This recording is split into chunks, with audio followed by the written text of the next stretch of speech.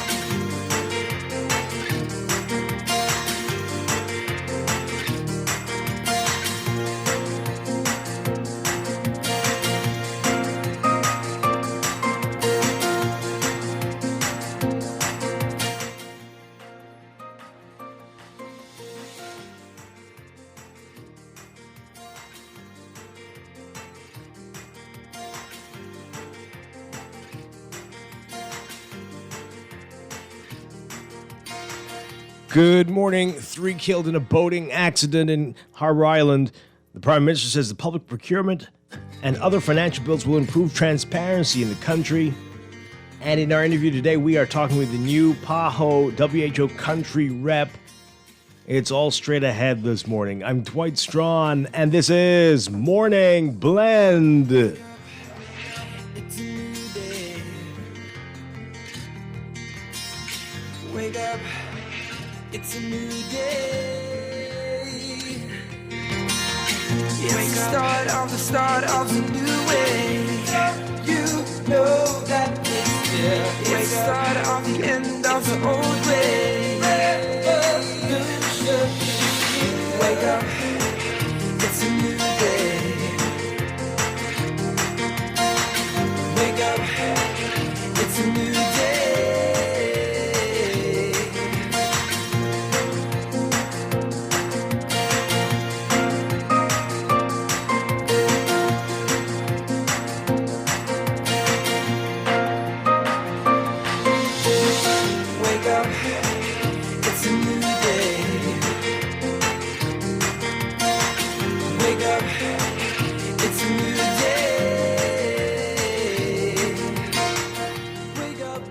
Good morning again, Bahamas. It is Tuesday, March 16th, 2021. This is Morning Blend on Guardian Radio 96.9. Again, I'm Dwight Strachan. In a moment, Don Sargent will be joining us. Also this morning, we'll get a preview of the University of the Bahamas Blue Flamingo Literary Festival, about to kick off in a few days.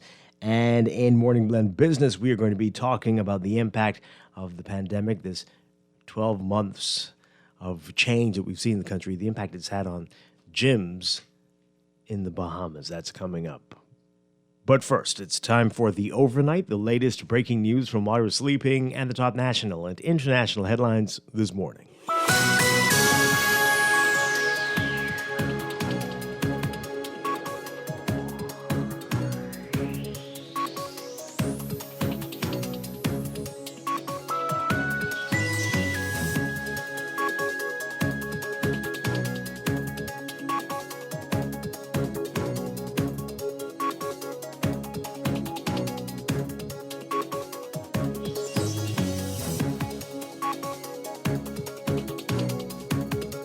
In the overnight, investigations continue into what caused a fatal boating accident in Harbor Island.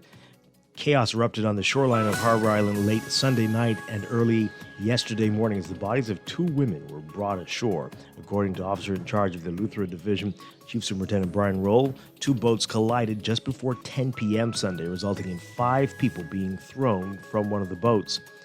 The boat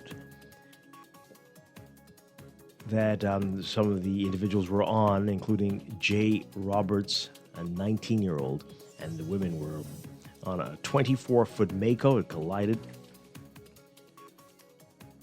with a 28-foot Phoenix, according to police. The women have been identified by family members as 22-year-old Leanna Cartwright and 20-year-old Candace McDonald, both residents of mainland Luthra.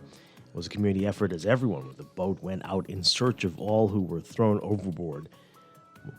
According to eyewitnesses, the body of one of the women was found, and followed by the body of the other woman being retrieved a few hours later.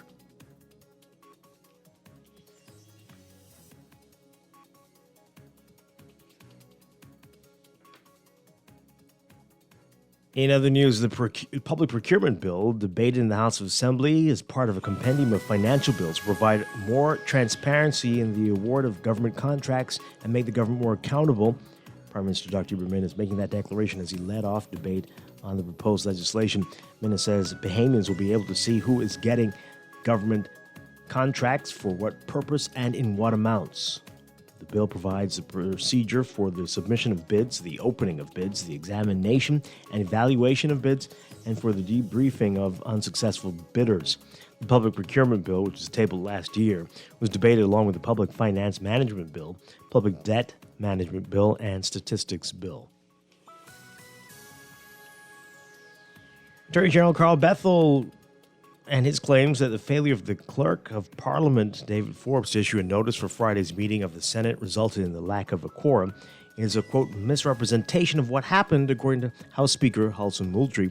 Before moving to the agenda of the House, Moultrie raised an alarm over a statement from Bethel, the leader of government business in the Senate, that accused the Clerk of Parliament of failing to issue notice that the meeting date for Senate had changed from yesterday to March 12th. On Friday, Bethel said he made a request to the Clerk of Parliament on Tuesday, requesting that the Senate meeting be brought forward to that date only for the purpose of tabling the resolution to approve the mid-year budget statement. Bethel said he spoke to the Minister of State for Finance, Kwesi Thompson, on Tuesday, indicating that he could not attend the Senate meeting on Friday and asked him to stand in for him to table the resolution. However, Bethel said despite the request, the clerk did not issue a notice to change the date of the meeting until 6:44 p.m. But the Speaker saying this statement from Bethel and another letter he received from the Cabinet Office was, quote, most improper and very disturbing. Moultrie said he made inquiries of the clerk.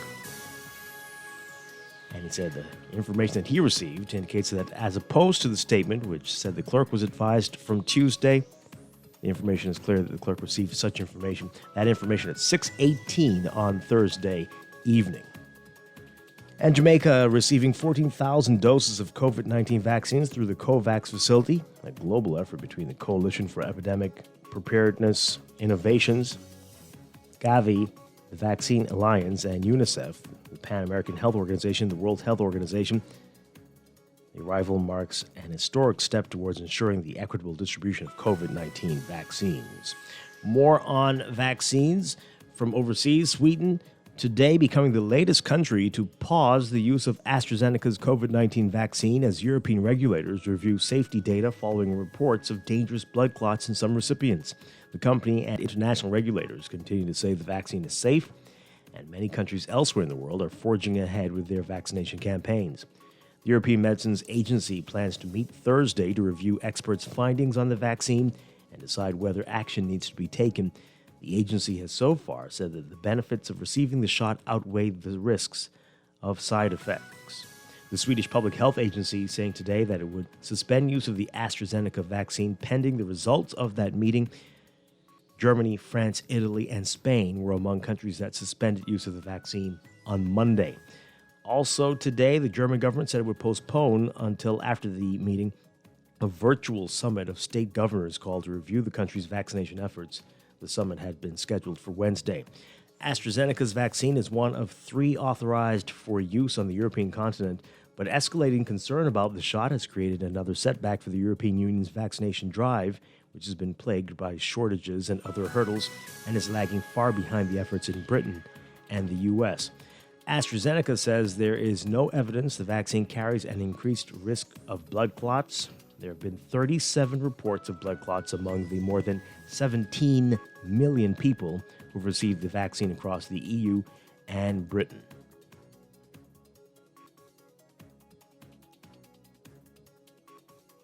Meanwhile, Thailand's prime minister receiving a shot of the COVID-19 vaccine manufactured by AstraZeneca today, as much of Asia shrugged off concerns about reports of blood clots in some recipients in Europe, saying that so far there's no risk to link the two. Many countries using the vaccine also say the benefits for inoculation far outweigh possible risks.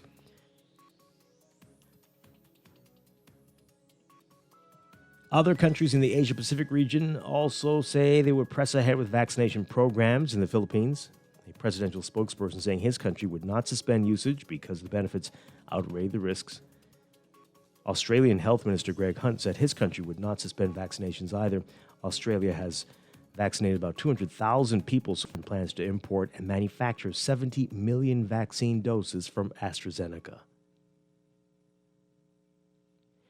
And China has approved a new COVID-19 vaccine for emergency use, one that was developed by the head of its Center for Disease Control, adding to its arsenal. The head of China CDC led the development of a protein subunit vaccine that was approved by regulators last week for emergency use. It's the fourth such vaccine to be given emergency use approval. China has approved 4 vaccines developed by 3 Chinese companies for general use.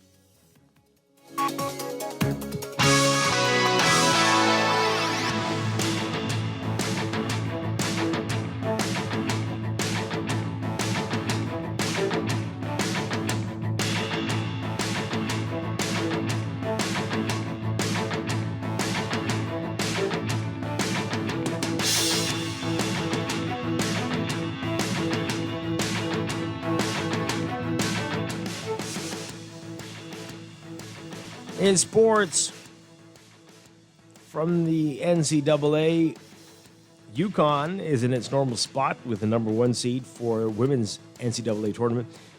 Familiar territory for Stanford and South Carolina, too. It's a brand new day for North Carolina State, though, and the Huskies, while used to their position in the bracket, are facing some uncertainty after their coach tested positive for the coronavirus.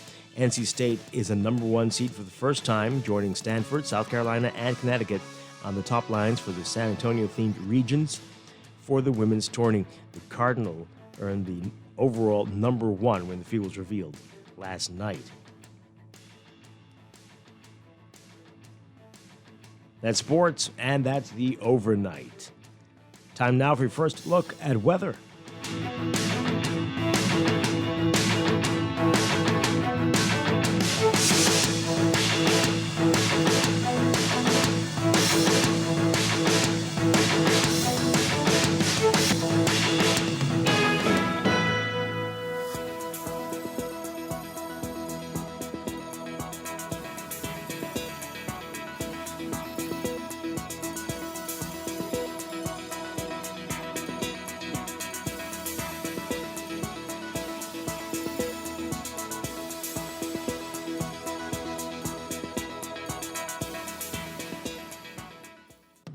In your weather for today, we've got high pressure continuing to dominate the weather across the islands, creating mostly pleasant conditions. Meanwhile, ocean swells will build seas across the waters through tonight. Beachgoers should exercise caution due to the risk of rip currents along East Coast beaches especially, as well as Atlantic exposed shorelines. For all areas today, we're looking at partly sunny to sunny, warm and breezy conditions with a few isolated showers, becoming mostly fair and mild with a stray shower or 2 possible tonight. A small craft caution is in effect due to swells. A small craft advisory will come to effect for the southeast Bahamas by late tonight. East to southeast at 15 knots in the northwest and central islands, easterly at 15 to 20 knots in the southeast Bahamas. Seas 3 to 5 feet, but up to 7 feet along Atlantic exposed shorelines in moderate northeasterly swells today, building 5 to 8 feet over the ocean in light to moderate swells in the southeastern islands by late tonight. 70 degrees under fair skies right now in Nassau. Look for highs getting up to around 82 Fahrenheit, 28 Celsius. Overnight lows tonight getting down to about 68 Fahrenheit, 20 Celsius. That's your first look at weather this morning. We'll have your extended outlook coming up after traffic in just a bit.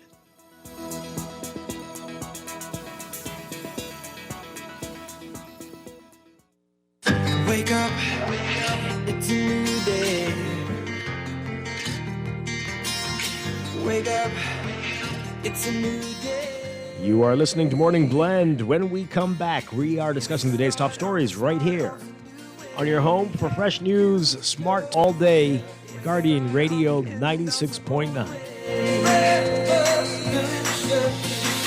Wake up, it's a new day. Wake up, it's a new day. Always on the go? Missed the show? You can now listen to Guardian Radio talk shows anytime, anywhere on Spotify and YouTube by searching Guardian Radio 96.9 FM or by entering the name of your favorite show. You can also listen by logging on to GuardianTalkRadio.com and clicking on the podcast tab. Guardian Radio, continuing to provide you with fresh news and smart talk anywhere, anytime, all day. Technology serves to make our lives better, so why not your business too? At Custom Computers, we've been maintaining our knowledge and relationships with top tech companies since 1987 and carry only the most trusted brands like Apple, Microsoft, HP, and more. No company has helped more businesses build reliable IT systems than Custom Computers. Name it, we've done it. Call 396-1101 to talk to any of our business experts. Find trust in your tech. Count on Custom Computers. Your home is where your heart is, but it's more than just shelter. Your home is your workplace. Your home is school for your kids. Your home is even your happy place where you play. Get the best internet connection wherever you are with blazing fast speeds up to 300 megabits per second for as low as $99.99 and installation within 48 hours. Sign up for any of our fiber packages today and get a chance to win a free tablet in your second month. Call or WhatsApp 577-SHOP or 424-SHOP and sign up today. Conditions apply. Tired of banks forcing you to use technology to bank the way they want you to? Your convenience is important. So no matter what your banking needs, Commonwealth Bank's friendly staff are always available in branch for that personal one-on-one service. But when you choose technology, our online and mobile banking app offers you state-of-the-art functionality. The choice is yours. Commonwealth Bank. Bank the way you want. Wake up, it's a new day. Wake up, it's a new day. It's the start of a new way. You know that it's here. It's the start of the end of the old way. Wake up, it's a new day. Wake up, it's a new day.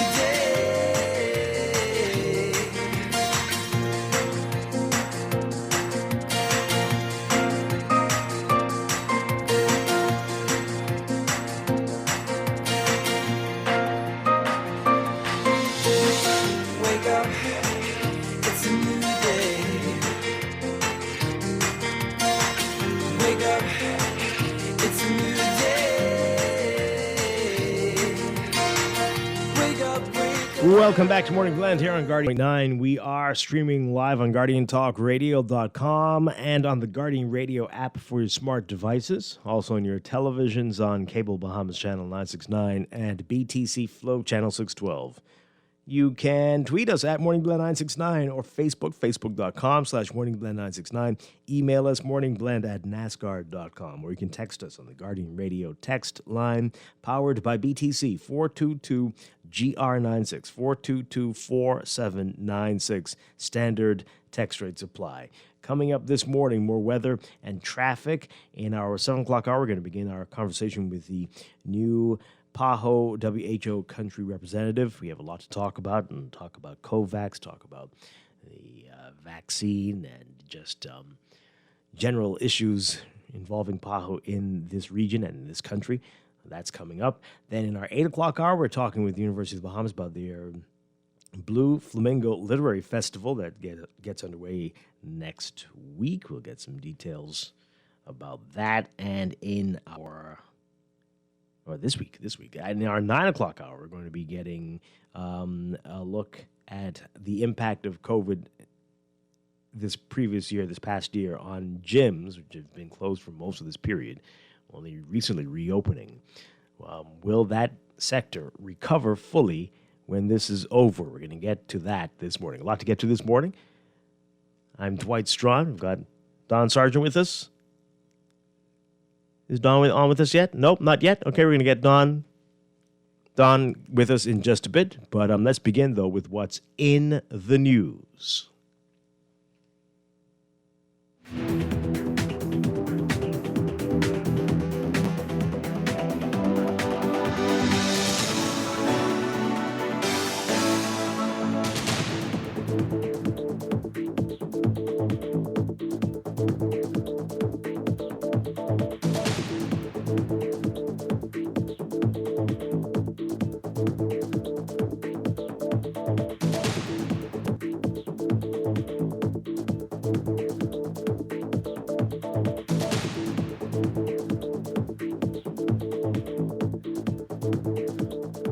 And in the news, just devastating what has happened in Luther with the news coming out there early yesterday morning, late Sunday, hearing about this.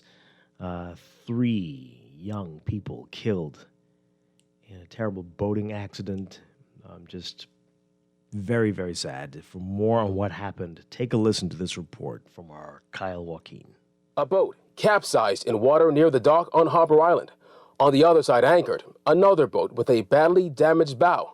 All that's left after a 24-foot Mako and a 20-foot Phoenix collided near Girls Bank just off Harbor Island. There was about 7 persons on the vessel that received the most damage. 5 of those persons would have gotten thrown off the boat. Officers left the dock here along with a number of locals to begin search and rescue. Moments later, their search would prove their worst fears to be true. He went under and he spilled something, and then went back down and he brought up this beautiful girl, and everybody started screaming, and they got so frantic, whereas police pulled up and they started telling everybody to leave. A few hours later, the body of the other woman was found. Donovan Clare says the scene was chaotic as the bodies of 2 Eleuthera women were pulled from the water. They were later identified as Leanna Cartwright and Candace McDonald. Clare, who didn't wish to be on camera as he was grief-stricken, says his search efforts went well into the morning as the search continued for his nephew, Jay Roberts. Sadly, Clare had the tough task of pulling his body from the water. His pants still wet from the ordeal as he spoke with us this morning. I dove over because he was just laying on his back, faced up, with his hands up. It was sad, and they was like, "Oh, get some goggles." I was like, "Goggles? I don't need no goggles." I just dove over and brought him up. The incident sending shockwaves throughout the island as 3 other people on the boat were airlifted for treatment. I just saw them out here to the edge of the bank, the girls' bank, and they was the 2 boats. Yeah, the 2 boats looking for the person, and they found it. A bone fish study found it, and they got the body and they brought it in. But I think they took it into Spanish Wells because the morgue is full. It was chaotic, People go on, they had airlifting folks in Nassau, because you had to lift 3 people into Nassau, It was shocking, because we don't have those kind of things on the island. Police investigations continue. Meanwhile, family and friends of the victims are left to mourn the loss of the 3 young lives lost. I went by the clinic and I couldn't believe it, because, he's a nice guy, man. He don't bother, he don't trouble no one. That's a freak accident. I don't know. That got everyone sad right now. Reporting for the Guardian News Network, I'm Kyle Joaquin. Just a real tragedy. This is awful. And the photos are in today's papers, and the age is also very, very young. And there was another incident, Montague. I think there was also Sunday night, and that collided with a boat, and that resulted in a death as well. And we need people to be more careful and cautious out there, right? I know you're getting excited, you're drinking, but we see it all the time. Boats are coming too close to each other. People are speeding. People are not paying attention. And we just like the roads, we need people to be paying more attention. And wow, I don't even know what else to say about this. This is really awful. Our condolences going out to all the families. And man, oh man. Well, so again, you can read more about it in today's Nassau Guardian. There is more on that other tragedy we spoke about a few days ago, the 10-year-old who was shot dead along with his twin and another young boy and a man. Rachel Scott writing about this in today's Nassau Guardian. While nobody is in police custody yet, police do believe left a 10-year-old boy dead and 2 other boys and a man injured was gang-related, according to Assistant Commissioner of Police Solomon Cash. Cash saying yesterday, quote, "We are still probing that investigation. We don't have all the pieces to the puzzle yet, but we can tell you that the adult victim is known to police. And of course, we suspect that that altercation or incident was centered around that particular individual." Asked if it's believed that the incident was gang-related, Cash said, quote, "Yes, when we look at the adult victim, yes." That incident took place on Thursday night on Finlayson Street. Commissioner of Police Paul Rolls saying yesterday that the boy who died and one of the injured boys were twin brothers. He said the incident speaks to the level of disrespect for the law that is present, as he urged anyone with information to come forward. Again, quote, nobody's in custody as yet. We are still appealing to members of the public who may have information on that unfortunate incident to come forth so that we can find these persons responsible. And I would also ask the person responsible to come in, turn himself in. You know you have a 10-year-old that has died, a 10-year-old and a 7-year-old who suffered injuries, and you know this is the level of disrespect for law and hatred. I believe we need to get the message to the people to say to their family members, you know, if these guys have guns, tell them to put them down and not be behaving in this callous fashion. Even in the criminal world, they have codes, and there are some things that you don't do. What we've seen in recent times is persons who have thrown away those codes, so even amongst the criminals and those with criminal tendencies, they're not obeying the code.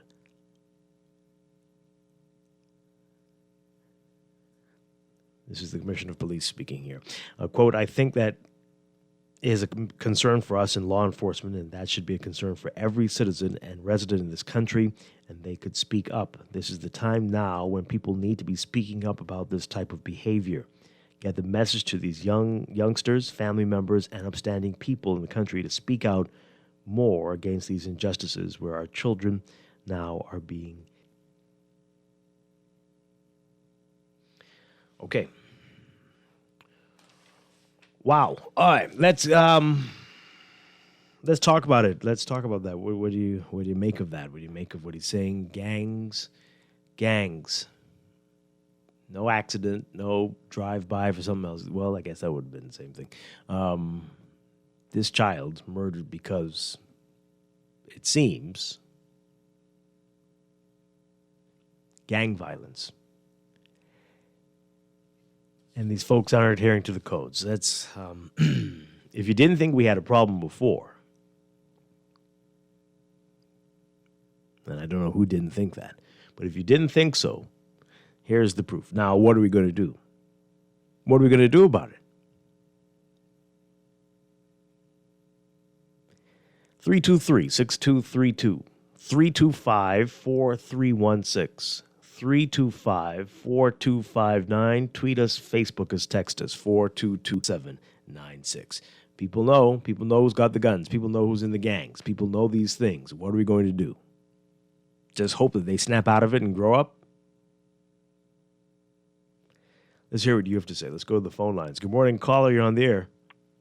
Golly, Daddy, along with you and Don, Dwight. Hi, good morning. Dwight, as you were reading the situations, right? One thing came to my mind is that the people of the Bahamas got to start praying. You know, people are not praying, and those ones that call themselves praying, they fake prayers. Okay. Other thing is, right, the defense force guys really got to take possession of the waters. Okay? See, this country needs to turn around. And people that have the wisdom need to help to turn this place around and stop looking for what you would call monetary gain. You see? And you mentioned people drink too much. I agree, but you know what the problem is also? The drugs. They need to stop tooting and stop eating coke, because when they get into a situation as such, their senses goes away. And I know a lot of people what got in car accidents, hurt themselves because of this coke. You see what I'm saying? Our people, something needs to happen, man. It's not happening. I remember when I was young growing up, my mother used to go what you would call in the wilderness and some other ladies to pray. You know, when I became, even I used to be on what you would call street meetings. There on the street, different streets, you know, have having evangelistic service. People don't have it nowadays. And I can't understand it. They cannot see that this country needs a turnaround. They need to pray, man. Thank you. All right, I hear you. I mean, yes, absolutely, but we need to take some action as well, right? There are things we can do as well. Is there not? We just going to pray. We need to change our ways. We need to stomp out the crime that we know is going on. We need to get to, if they're your family members, get to your family members, appeal to them, appeal to the good in them to stop this madness. You can't be killing 10-year-olds. Every year we are reporting on some child being killed in their home, some child doing something innocent and childlike, being murdered, shot to death. And other children are hearing this and think, oh, that's just how it is. You know, it might be me next. And they're just, well, that's normal. How can that be? Have you spoken to your children about these things? Have you seen their reaction to it? And they're like, well, yeah. This shouldn't be like this. But we're so jaded now, so used to it, that this is just the way it is. In tiny little the Bahamas, this is the way it is. I'm telling you now, there are people in towns as small as the entire Bahamas, 400,000 people, who don't know anyone who's been murdered. Only know about that in the movies and on TV. But how many people do you know have been murdered? People you actually had conversations with, people you were related to, friends of yours that have been murdered. I dare say it is an unbelievably high number for the population of this country. Unbelievably high. You think that's normal? Why are we living like movies? Is that cool to be living like what you see on the screen? I don't know. But we're used to it. Somebody likes it. Somebody loves it. Let's hear what you have to say. Good morning, caller. You're on the air. Hi, good morning. Good morning to the Bahamas. Right. Let me see if I can help you a bit. You know, Ransom Children wanted to have that national youth service in the mid-'80s. All the rich and black behemoths saying, "Couldn't one have its own army." We had a serious coke epidemic. I talk about everybody's on coke. Pastors, police, transport, talkers, everybody. You need people who work in media. I had to watch them buying coke. I was so saddened, like. See, but my thing is, many people are a bunch of murderers. Where are a bunch of what? A bunch of what? Murderers. When I say murderers, talk. Okay. Things government's supposed to do, they get sidetracked. We should have a national youth service like ASAP, like tomorrow. Everybody who at the age of 18 should be mandatory that they join an army. See, when there's no war, you prepare for war. When it's war, you fight for war. We even have a bunch of rules, no monitoring, boys and girls smoking dope. Everybody smoking dope in this country and doing Molly and doing man, right? We need to protect these people. The Christian country is part of the problem in this country, right? They're part of the problem. Every time governments, I must say government, PLP up and try to do the right things, they get in the way. That's why you have to wait around these Christian countries. Don't tell them nothing. Their job is to preach the word of God, man, and help the poor and help the needy, not get in government business. Dwight, we need to fix the country, Dwight. We can lose another generation to this gangwism and all this bunch of forces, right? We need to get this country under wraps. The policemen need to start doing their job. Everybody need to get out the streets and out of office and walk the beat, man. The defense force need to do it. See, look, Dwight, I'm time changing. You have a lot of daylight. The defense force need to get them boats and patrol, Monarchy, Awaki, whatever. They need to start doing their jobs. What they getting paid for, Dwight? Right, this country's in crisis, man. And thank you for taking my call, my brother. Okay. Thanks a lot. All right. Let's take this call. Good morning, caller. You're on the air. Hey, good morning, Dwight. Hi, good morning. We continue to see this chaos happen in the Bahamas, because in my view, right, nobody really cares about the young men in this country. There's only lip service towards it, right? Because for the amount of young men who have lost their life brutally in this country over the last 10, 15 years, and all we get is lip service put to it, right? We need laws and not policies implemented for this type of crime. This crime was happening because we really need laws, Dwight. Because you see what happened with the boats, because collision inside Eleuthera the other day, right? We are archipelago, water all around us, right? And ain't nobody yet in the parliament see the necessity of passing a law that in order for you to get on a boat to cope from here right to from Nassau right to Paradise Island, you will need to have on the proper equipment. We just take the sea too. We just take things too light and for granted in this country. Why can't we have a law stating that anybody on a vessel in the Commonwealth of the Bahamas must have a life jacket? We know more than 80% of Bahamans can't swim, right? But nobody. It's like it appears like our leaders, they want the people to come in the House of Assembly and govern, which it can't happen. We put these people them inside there to make laws to protect us, not policies that they can easily move away from us, man. Guys, have a nice day. Okay. Thanks a lot. Interesting point. It's not a law, right? No, but you do have to have enough for every person on the boat, right? But we don't even know that is happening. But that's an interesting point. I think with I'm not sure if that would have helped in this situation. It definitely wouldn't with the jet ski, from what I understand. There were some serious injuries involved in that one. But I do hear you. That's a good point. No, I wouldn't. Yeah, maybe. I mean, I can't dispute it about whether nobody cares about the young men. But it does seem that we are very blasé and casual with a lot of things. We see the danger right ahead, right in front of our face, and we're like, oh, well, you will get what's coming to you, and that's it, instead of actively getting involved to try to stop the catastrophe from happening.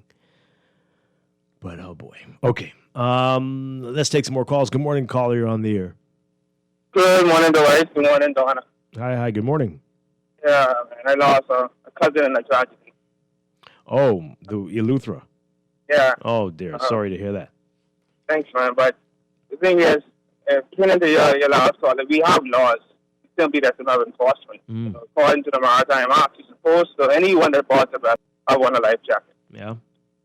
You also supposed to have running lights on those boats, if it's not the case.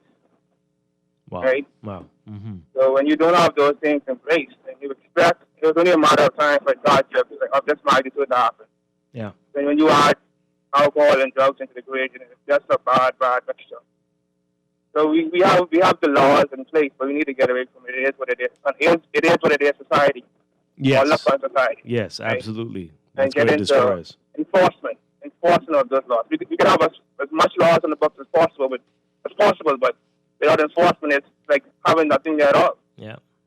And then you got too many people who are too cool for school, you know? This is the law, you know it, but I don't care, whatever. Agreed. And then when it comes to this gang violence, this gang culture, it goes right back to it is what it is society. Right? We know who these individuals are. Yeah. Right? But we too cool to snitch. Yeah. Or too afraid, maybe. That's a big problem. we need to put the proper mechanisms to allow individuals that want to talk, that want to speak to these matters, speak without fear of retribution, and also to curb these things that we're seeing in our society, that's causing our society to crumble. Thank you very much. I appreciate it. That is the best way to put it up. It is what it is, society, and that is going to destroy this country. You are so correct. Thank you very much. Appreciate it.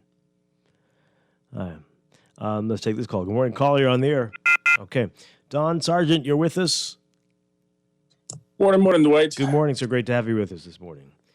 So we are talking about this horrible tragedy in Eleuthera, this boating accident. That's very sad. But also the latest from the police. And you notice how, again, because we got caught up with Vaccine Watch, and we got caught up with all the campaigning, the non-social distancing campaigning over the weekend. And so nobody has been talking about the 10-year-old that's been killed. It's inside the papers today about the police saying that they believe this is gang-related, a hit on the individual, perhaps, that was the adult that was shot, while these 3 children were shot, 1 shot dead, I believe at this time. And so we're asking, what are we going to do about it? yet another child killed because of stupid adults around them. And what? Just like, oh, well, as the caller says, we need to pray. Okay. We want to blame everybody else. But you know exactly that your cousin's mixed up in this stuff. Or you yourself. You know that you're looking for a nice little handgun. Or have quite a few. You know all these things, yet, oh boy. Fake outrage when you hear this story, then you move on to the next foolishness. I saw this discussion over the weekend brought back up again about the death penalty. I think the Christian Council also made some statements in reference to bringing on board the lethal injection as a humane way of going about that. Supposedly, the deterrence argument came up again. We've been down this road where something tragic happened. I think it was last year.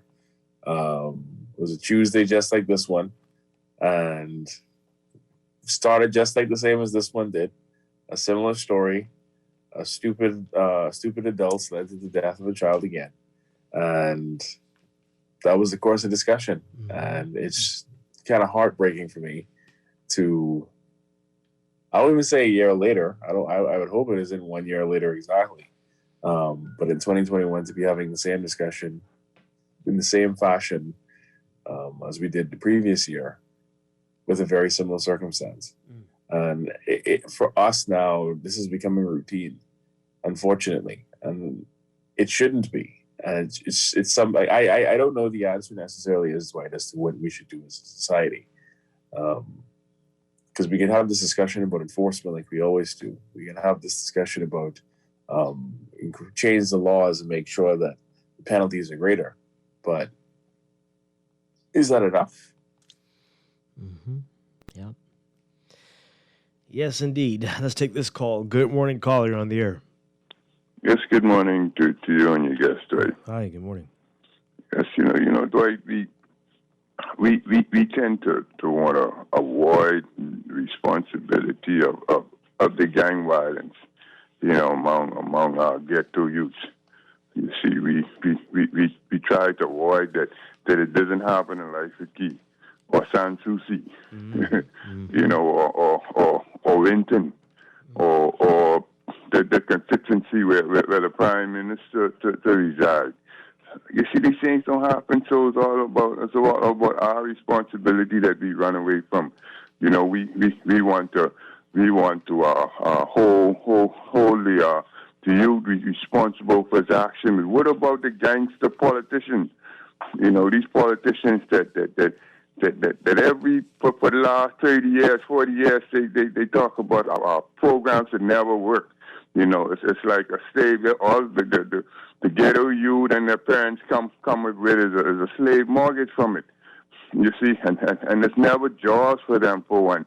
You see, it's all about selling them rainbows. We continue to bring these conservative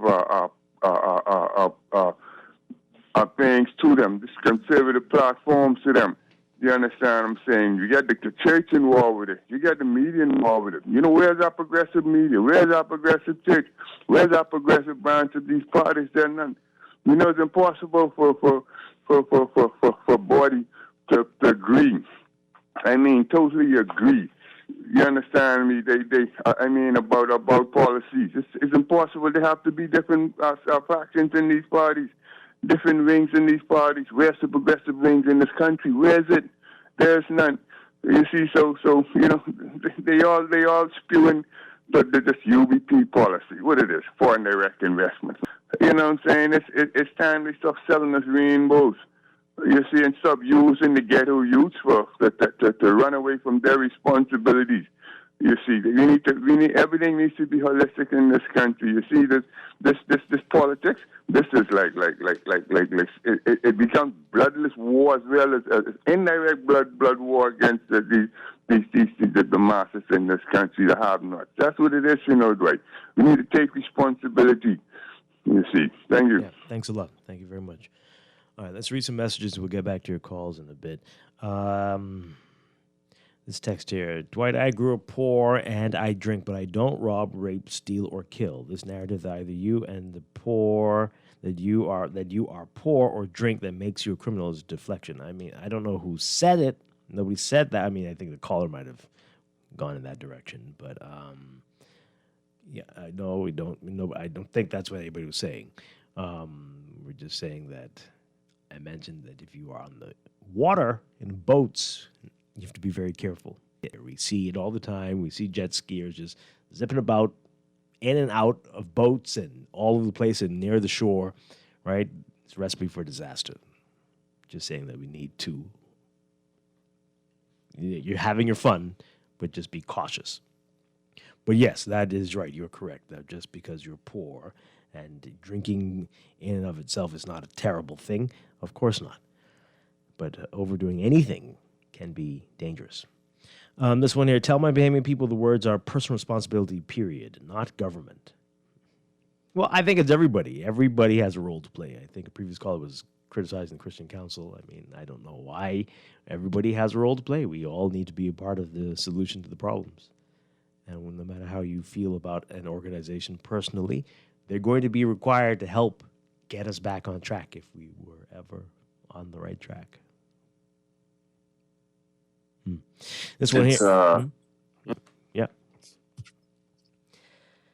Boy, this one says, you can pray all you want, but this gang situation needs immediate action. A zero-tolerance policy against illegal gun possession, mandatory sentences of 10 years. We have sadly conditioned ourselves to accept and in most cases ignore the realities of our problems in this country, but we get upset with the USA when they put out travel advisories against our country.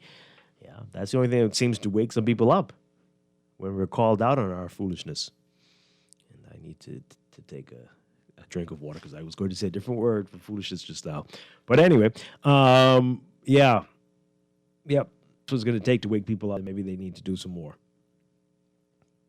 Is it something you think there has to be like a legislative change? Do you think it's an enforcement change? Do you think it's I'd argue, I think it's a society-wide change. It's everything. It's a cultural shift that's also required. Everything. All of it. Every single thing from, and people don't like it because they say you're impeding. I'm not saying that, but everything from what is publicly played. You could do whatever you want, maybe, as long as the children aren't around, right? But in the privacy of your home, if you want to play the most outrageous music and watch the craziest movies, go right ahead. But I mean, you can go to a fair, you can go to any. You remember those before the pandemic? When you be out at an event, you could hear the most outrageous music. Like, what are you playing?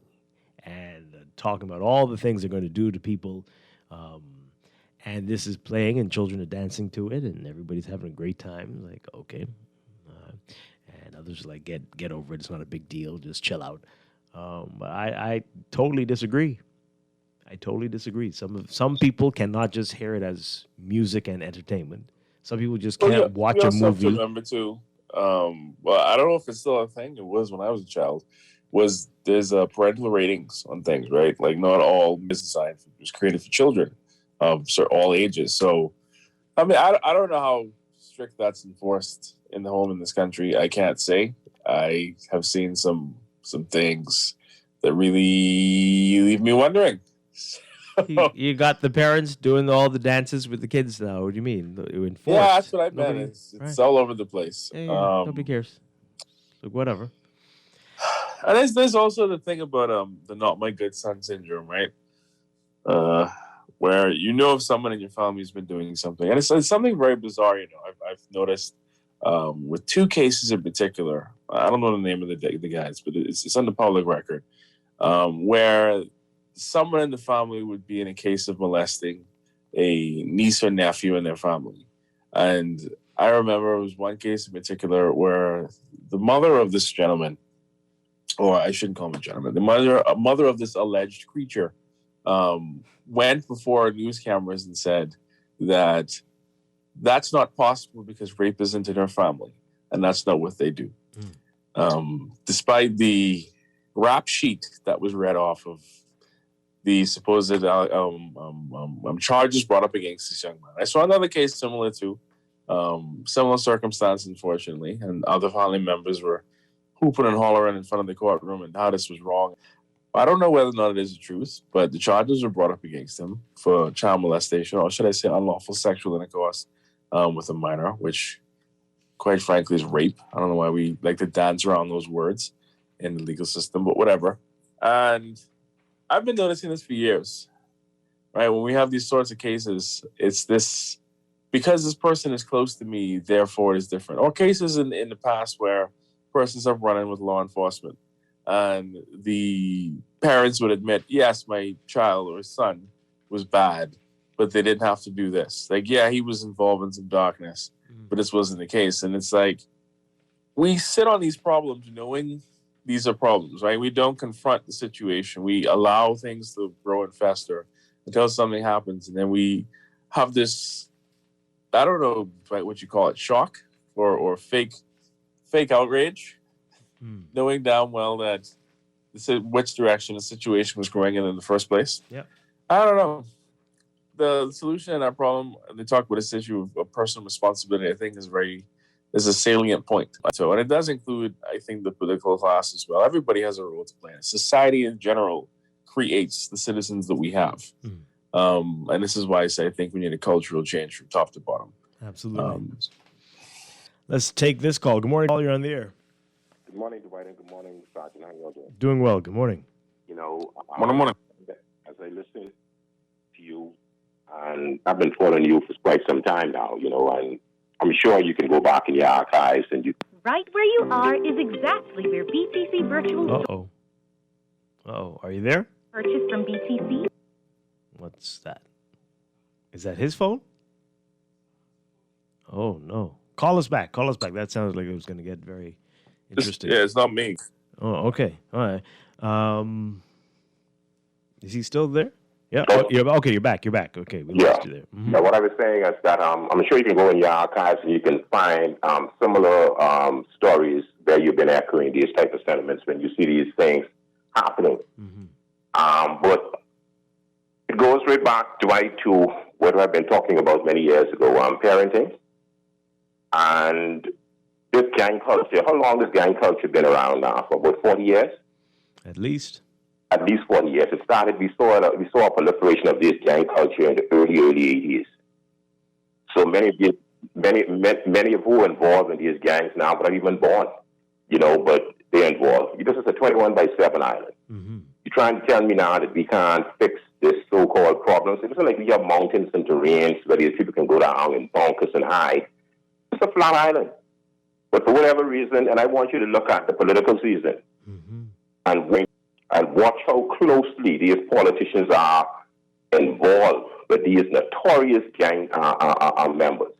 Watch it. You will see. So if you're going to rub shoulders with these individuals, all because you want to get votes, and if you were to become the government, or just say you are the government, and how do you now try to rectify this problem now to deal with these same individuals who you've been hoarding and you've been hanging out with in some cases? How do you now address it? So this is a deep rooted problem that we need to look at seriously, and we need to grab the bull by the horns and decide exactly what we want to do. Sergeant said that he mentioned about it's a society problem. No, it starts with the family. If you have if you had a dysfunctional child and you see it in their young stage, right? We call it. You go in these communities in the primary school level, you see many kids who have difficulties relating to their peers. As they get older, you now see the heinous acts that they are committing because they don't need to resolve their conflicts. They don't know to go back to conflict resolution. But it starts from the infancy stage when you see them having difficulties relating to their peers. You go to school, you see it. But we allow these things to happen, see, in developed countries, right? And this is happening for far too long. In developed countries, when persons who are entrusted with responsibilities, just say, for example, do you know who is the chairman of the Child Protection Council? I do not. You do not know. Where is the chairman of the Child Protection Council? Not one word. You see, they place these people on these councils so they can rub shoulders, so they can pump and pageantry, but they're not there. They don't have a passion. They don't have a general concern for our nation's youth. Where is the director of gender and family affairs? Do you hear? Have you heard? Yeah, you heard from her, but then she is discussing how much women she can get into parliament and all these other things. And she doesn't focus. What is her policy as it relates to children? All you hear her talk about is women. You hear her talk about we need more women, we need more this, we need more that. But then I'll give you another one. We are advocating for women. We are advocating for more women to go into parliament. Check this out, Dwight. Do you know, and we've had scores of women in parliament, we have many who are vying for parliament, and we haven't heard them speak systematically on the amount of kids that we are losing.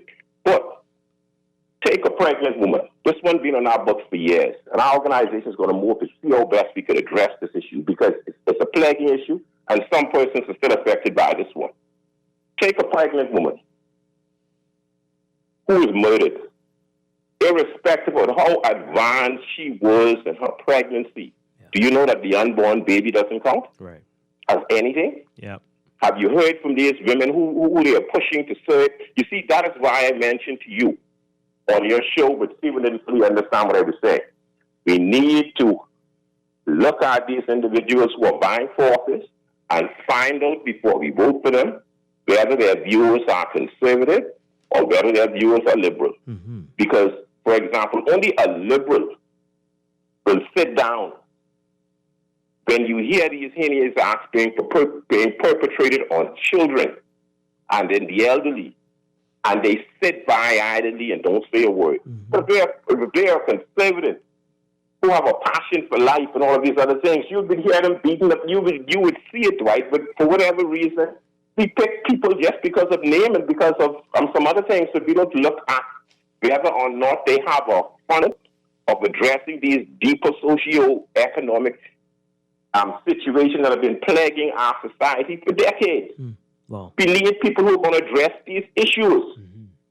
It's too vexing. It's too heartbreaking. As I listen to the play and I listen to people, the victim's family and stuff like that.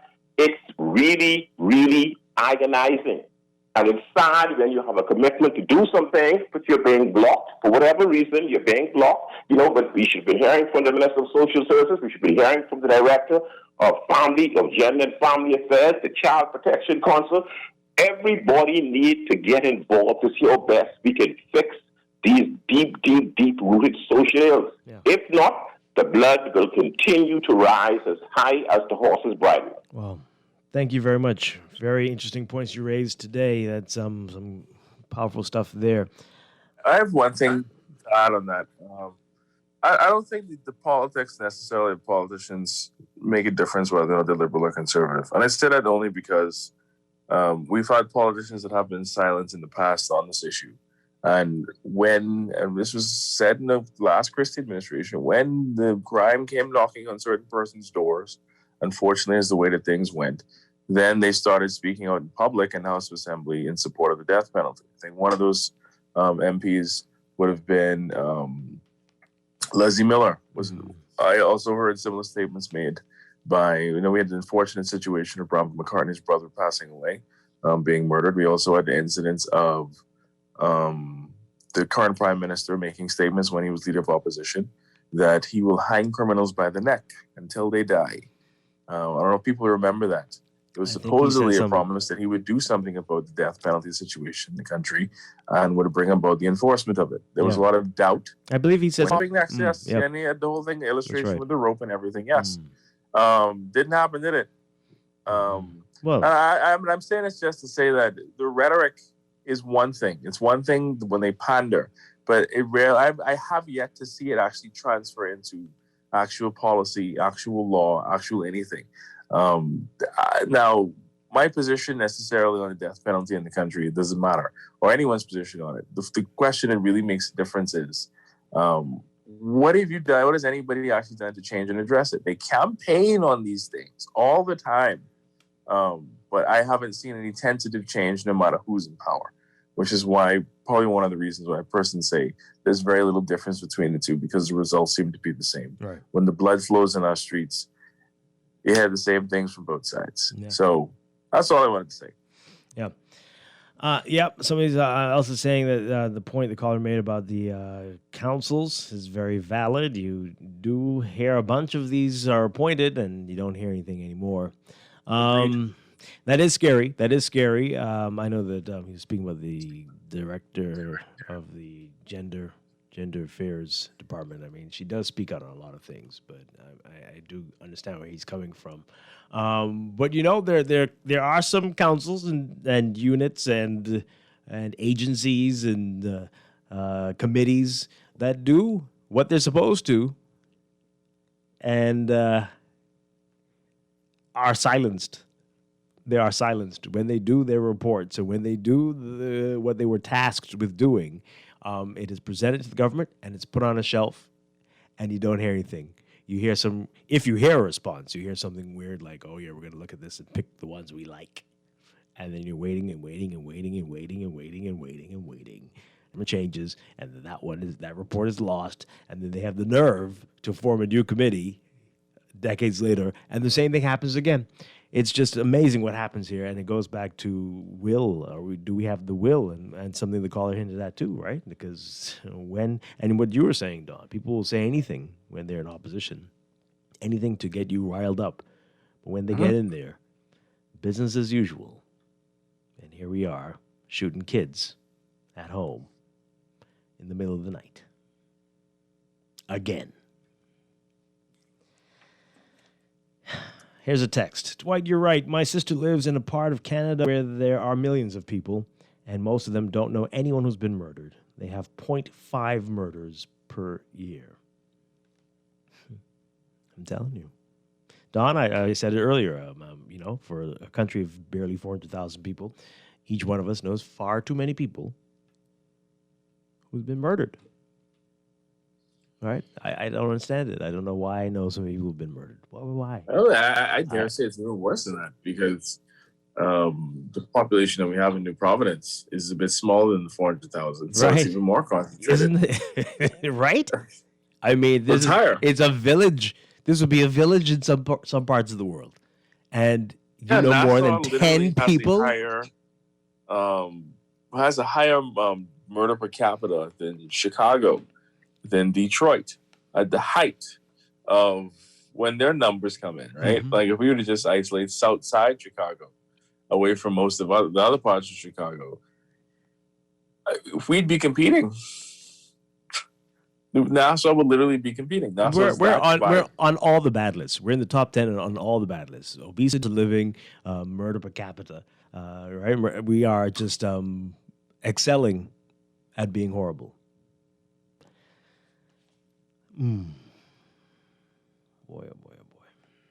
Let's take this call, and then we need to take a break. Good morning, caller. You're on the air. Mr. Strachan, how you doing, sir? Hi, good morning. Yeah, Mr. Strachan, like Cleveland Down comes here, right? You know it's amazing too, right? Everything is politics in a sense. I mean, only when certain ministers in power to start reading Patterson talking, to Child Protective talking. I mean, what happened to why would you say that? No, because they ain't say nothing. No, because they ain't say nothing. About what? Pardon me? About what? They ain't say nothing about the little boy getting killed. They ain't say nothing about things that happen in the city, okay? Okay, so listen, let me ask you a question. What different? First of all, that doesn't really come before that's not what they're tasked with doing. Child Protector? That's she. You mentioned her name. I don't know why you mentioned her name, Gender right? Affairs? But Gender Affairs? Okay, but what are you doing about it? What I'm doing about it? Mr. Stern, first of all, right, no disrespect, where I could go, some people only dream of going, okay? And Mr. Stern, listen to me carefully. You know how much violence That's I also stop a problem. every day? No, hold on. You know how much violence I stop every day? Pardon me?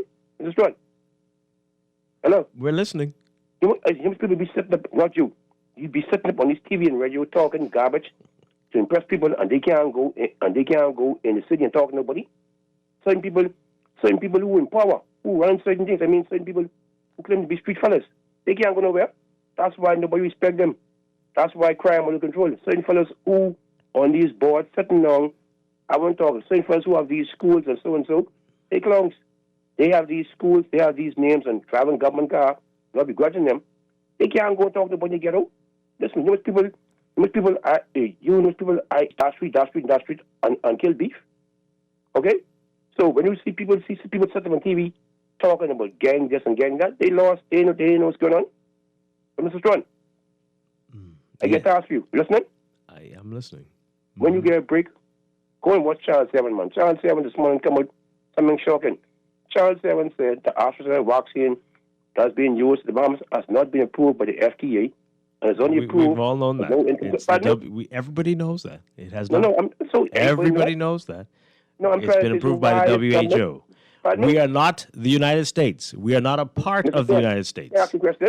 It's approved by the WHO, the World Health Organization. Can I ask you a question? It said specifically the vaccine is to be used in low-income dense countries. That means that's a test dummy. Mr. Strachan, another thing, right? You listening? Is Australia one of those countries? Mr. Strachan, is the United Kingdom one of those countries? Mr. Strachan, you getting a vaccine, you know? Hey, listen, you getting a vaccine, you know? Yes. I see. I mean, hey, Dave, you don't have to take the vaccine. You don't have to do it. It's not mandatory. Don't do it. Don't take it. You really don't. But you don't need to be putting craziness in people's heads, right? It is not approved by the FDA. That is true. We are not in the United States, and the FDA doesn't have anything to do with us. But that's fine. WHO. If you don't want it, don't take it. Don't take it. Don't take it. Simple as that. You calling every day to say that? I don't know what you're trying to prove. Yeah, we're going to be talking with the Paho country representative in a few minutes. We can talk about that. That's coming up. Let's read a couple more messages before we take a break. Dwight, the problem is we want to eat our cake but still have it. We all know there's a high number of young men who are totally out of control for whatever reason, but yet when the only entity that can control them roughs them up, oh my goodness. We roll out the police and tie their hands and say, we understand you killed because of your circumstances, so you get a pass. What now? My take is if the police catch them with a gun, take them out before they kill us. Oh my God. The only problem I have with the police is that they can't kill them twice. Dear Jesus, Lord have mercy. What is this? See, and that's the problem, right? No. And that's kind of the logic of the death penalty situation, is that when you really interrogate a person's position on it, right, it isn't so much about the deterrent factor of the death penalty. It is to simply kill or eliminate the pool of murderers in their country so that they can't murder again. And in a twisted way, it's a very logical argument that if persons are repeat offenders when they get out, they can't repeat offend if they don't exist anymore. And the same thing that the texter said is echoed with a lot of Bahamians saying that they believe. But let's call the argument for what it is. It isn't about being a deterrent. It is simply about getting rid of somebody or getting rid of a problem that people see as a problem. So the evidence doesn't suggest that that's necessarily the answer, but I understand the logic, especially given the situation that we're in and how long we've been in the situation. I can't think of a time when we weren't this violent as a country. I grew up in this, so I understand. But the texter is missing a key point, right? These people weren't born like that. There was a time when they were sweet little boys, right? And were not thinking in this way at all. Something happens along the way, and it goes back to the family, but also the community. There's something wrong with us. There's a love of guns out there. You all acting like it's not a thing. This is crazy. It's as bad. Are infatuated with guns, right? Something has happened and it's been happening, right? We need to find out what's behind that. There's something in the homes where this is being celebrated, whether you are aware of it or not. If it's not the movies or the TV shows or the music, it's you. You're passing it along to your boys, to your girls too, right? Something is going on, and it's a lot deeper than that as well. So it's not the police that are the only entity that can deal with this. It's the family, right? The family and our community and our society. We can do a lot before it ends up with a shootout with the police. A lot before that. All right, let's take the break. When we come back, as I said, we're going to change gears and talk with PAHO and the WHO about all that's happening here, the vaccines and where we are a year after this pandemic in the Bahamas. And We're going to get to that after the break. This is Morning Blend on Guardian Radio 96.9. Stay with us. We'll be right back.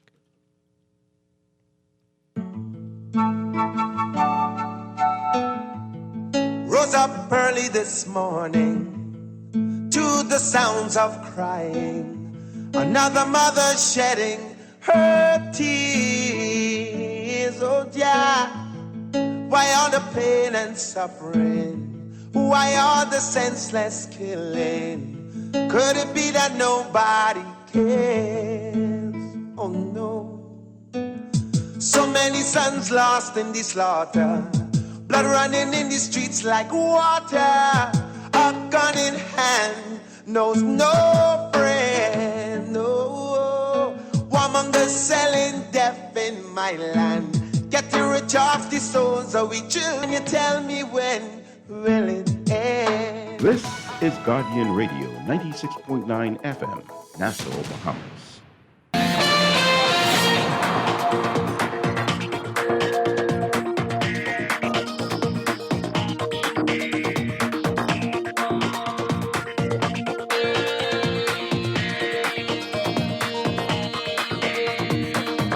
It's time for your Morning Blend Traffic Alert, brought to you by RBC Royal Bank.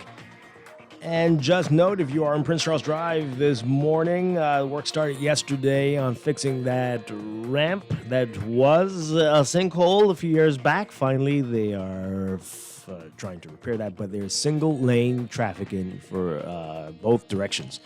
Single lane this morning, so that is definitely going to impact your commute this morning. Keep that in mind. If you can find an alternate route, you might want to do that right now. Yamacraw Hill Road and Eastern Road looking pretty good if you want to avoid Prince Charles Drive before things get pretty heavy. Elsewhere in your real-time traffic, we've got Blue Hill Road northbound already seeing some heavy traffic northbound and towards Independence Drive building traffic westbound there as well. Tonic Williams Darling Highway, some heavy traffic westbound heading towards that roundabout with Bahamas Games Boulevard. So keep that in mind. And then some roundabout highway heavy northbound, north of Fire Trail Road this morning. Glassman Road also building northbound towards JFK Drive. Those are your hot spots right now. We'll have another real-time report for you just after the 8 o'clock news. That's your Morning Blend Traffic Alert, brought to you by RBC Royal Bank.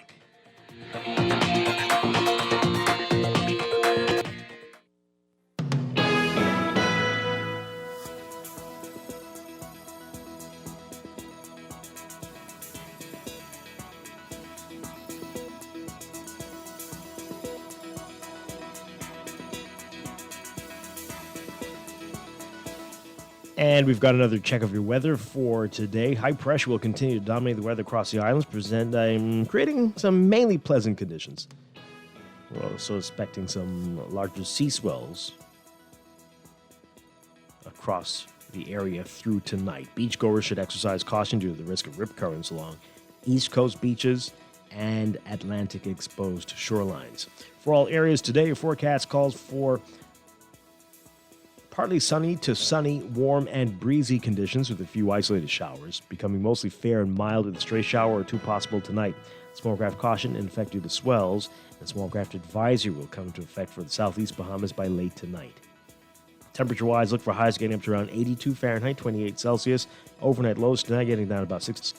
In your extended outlook, the high-pressure system will persist for the next few days, while shifting eastwards, though, as sea swells will gradually subside through to Thursday. So, for tomorrow, Wednesday, look for partly sunny, warm, and breezy conditions with a few isolated showers, mainly in the central and southeast Bahamas. Thursday, mostly sunny, warm, and a bit breezy with a slight chance of isolated showers. That's your Morning Blend weather check. Brought to you by Rev. Basketball fans, sign up or upgrade to Rev Trio and enjoy NBA League Pass absolutely free. Call 601-8992 or email trio@cablebahamas.com to sign up. Rev, you and us together.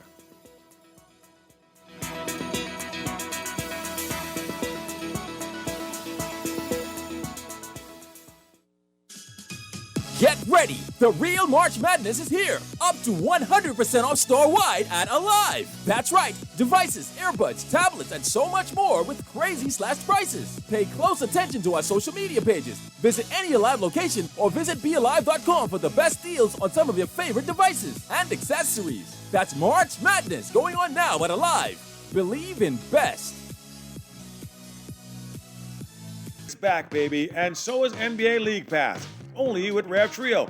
Sign up for Rev Trio today and enjoy NBA League Pass absolutely free, along with incredible prizes including a brand new 50-inch smart TV, NBA gear, and more. With tons of prizes and gear, signing up for Trio is the best on and off-court move this year. Just call 601-8992 or visit www.rev.bs/promotions/trio. Sign up for Rev Trio today and enjoy NBA League Pass absolutely free. Screws and Fasteners World, Balfour Avenue and Palm Beach Street, has those hard-to-find fasteners for you right now. You can find stainless steel regular hex, carriage bolts, galvanized bolts, threaded rods, nails, self-tap screws, sex bolts, anchor bolts, turnbuckles, masonry tools, hand tools, and weed whacker strings. Check out the rope selection and car body fasteners, too. Special orders are welcome. It's your #1 fastener store. Screws and Fasteners World, Balfour Avenue and Palm Beach Streets. Call 326-1976. RBC and Visa bring you a benefit as unique as you to enjoy Disney Plus. Get 2 months of the all-new Disney Plus streaming subscription on us if you have an RBC Visa Platinum card. Learn more by visiting www.rbc.com/Caribbean/Disney. Reimagine new ways to bank better. This is Guardian Radio 96.9 FM, Nassau, Bahamas. It's a new day. Wake up. It's a new day. It's the start of a new way. You know that it's there. It's the start of the end of the old way. Wake up. It's a new day. Wake up. It's a new day. Welcome back to Morning Blend here on Guardian Radio 96.9. Dwight Strachan along with Don Sargent. And at this time, as we said, we are changing gears now. And very pleased to have with us the new PAHO WHO country representative for the Bahamas and Turks and Caicos, Dr. Eldana Boisson. I hope we pronounced that correctly. Good morning, and thank you for having me. Is that how you pronounce it, Doctor? Yes, Boisson? yes, Okay. you did a good job. There Boisson. you go. No, wonderful. Great to have you with us. You've been here for a couple of months now, is that right? That is correct. I came at the end of January. Okay, wonderful. Wonderful. It's an interesting time to be here for you, but we'll talk more about that in a bit. But let's begin with, as you might have heard, people are just lots of concerns about what we're seeing with COVID here and with the vaccines that are being offered here so far. Now, it just so we can set it up for everyone to understand. COVAX, explain that to us, what exactly it is, and then we can talk about the vaccine in a little bit. Certainly. So COVAX is a facility. It is a multi-partnered facility with Gavi, CEPI, which are organizations that deal with WHO and other partners, whereby countries who agree to sign on to COVAX would pay upfront so that developers would have the funds to fast-track the manufacturing of the vaccines, with the agreement that vaccines would be supplied to the countries who signed on at a negotiated price via the COVAX facility. Okay. Now, we've seen yesterday it was announced that Jamaica has become the first in the region to receive the vaccines. Tell us about that process and give us an update on when the Bahamas will be receiving ours. Sure. So I'll give you a summary because the process is quite a lengthy one. Once you have signed on to COVAX, it is also dependent on the manufacturer and how quickly they can produce, bearing in mind that the manufacturers are producing vaccines for, well, pretty much the world. And there's a process by which they provide a price. There has to be agreement by the government But also governments have to be prepared and have their vaccine plans ready so that when they do receive vaccines, they're ready to roll out, as what the Bahamas has done. There are also other different kinds of legal agreements that have to be signed and so forth. And then once all these agreements have been done and plans have been completed, all these things have been done, then the manufacturer will proceed to box and ship and get the vaccine across. So it's not a simple thing like you have your money, you pay your money, you go to the shop and get your goods. It really is quite a process. And in addition to that, there are other things that have to be sorted out. Make sure that you have all the other equipment like syringes and other things that dispose, the boxes to dispose your used syringes and all the other things that you need for vaccination. So it is a bit of a process, and that is why it doesn't happen immediately. And to the second part of your question, in terms of when the Bahamas will receive their vaccines from COVAX, they are close to the end of that process, and we anticipate within the next couple of weeks or so that the vaccine should be getting here. Again, it does depend on transit times, packaging, and COVID has sort of slowed everything down compared to how it used to be before. Mm-hmm. So possibly the end of March, early April. That's what we're looking at. That is the time that the manufacturers have given us so far. Mm-hmm. So, and we have to just keep checking with them because we're very dependent on their production rate. Right. All right. So you are an epidemiologist, is that right? That is correct. All right. So you'll be able to answer some of our pressing questions on this, but lots of concerns about AstraZeneca and the vaccine that we are to be getting. Especially, it keeps coming up that this is approved by the WHO, the World Health Organization, but not by the FDA, the Federal Drug Administration out of the EU. Concerns about that. What can you tell us about that? Why that hasn't happened as yet, and should people be concerned about that? Okay. I cannot speak on behalf of the FDA, but I can shed a little light and hopefully alleviate some of the concerns. So there are different regulatory bodies throughout the world. The bigger countries like the US and UK and so forth have their own regulatory bodies who will approve vaccines, medicines, and so forth. We in the Caribbean, each of our individual countries does not have a regulatory body, but there is a Caribbean regulatory body that sits in Trinidad and Tobago in the Caribbean Public Health Agency. And so they go through that process of doing the approvals. And well, of course, as you know, the WHO has a global regulatory body. Mm-hmm. So you may find that there's some vaccines that individual countries' regulatory bodies have reviewed and approved. So there are things that the FDA has approved that the WHO regularly approved. They started in the US, for example, using some vaccines before WHO had approved, but after FDA had approved. Mm-hmm.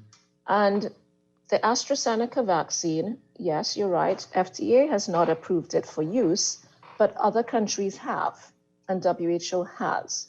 And sometimes, it also depends on where the vaccine is produced and which ones the regulatory chooses to review first.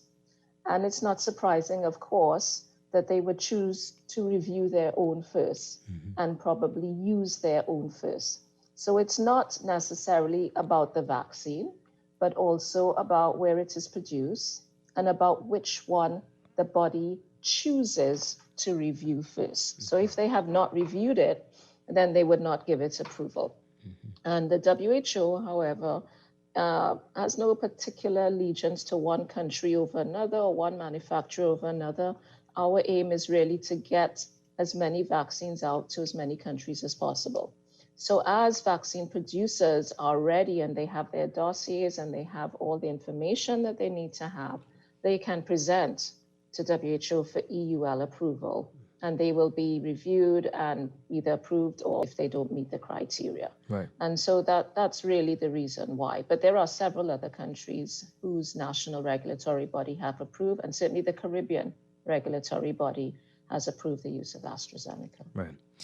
We're learning today that Sweden is now on the list of countries that are putting a pause on the distribution of AstraZeneca, joining quite a few others in Europe, and concerns about blood clotting and other side effects. Let's talk about that. And again, should people be worried about this? Right. So a few things on that. One, the AstraZeneca vaccine that they have been using in Europe overall has actually been produced by European manufacturers. That is not the AstraZeneca vaccine that is coming here. The AstraZeneca vaccine that is here now is from India, and what will come through COVAX in the coming weeks is from Korea. And those two sites have received EUL approval because EUL approval by WHO approves not only the vaccine, but the site where it is. Korea, those are the two sites approved by WHO for producing the AstraZeneca. So it will be a completely different manufacturer that is providing and has provided the vaccines to the Bahamas.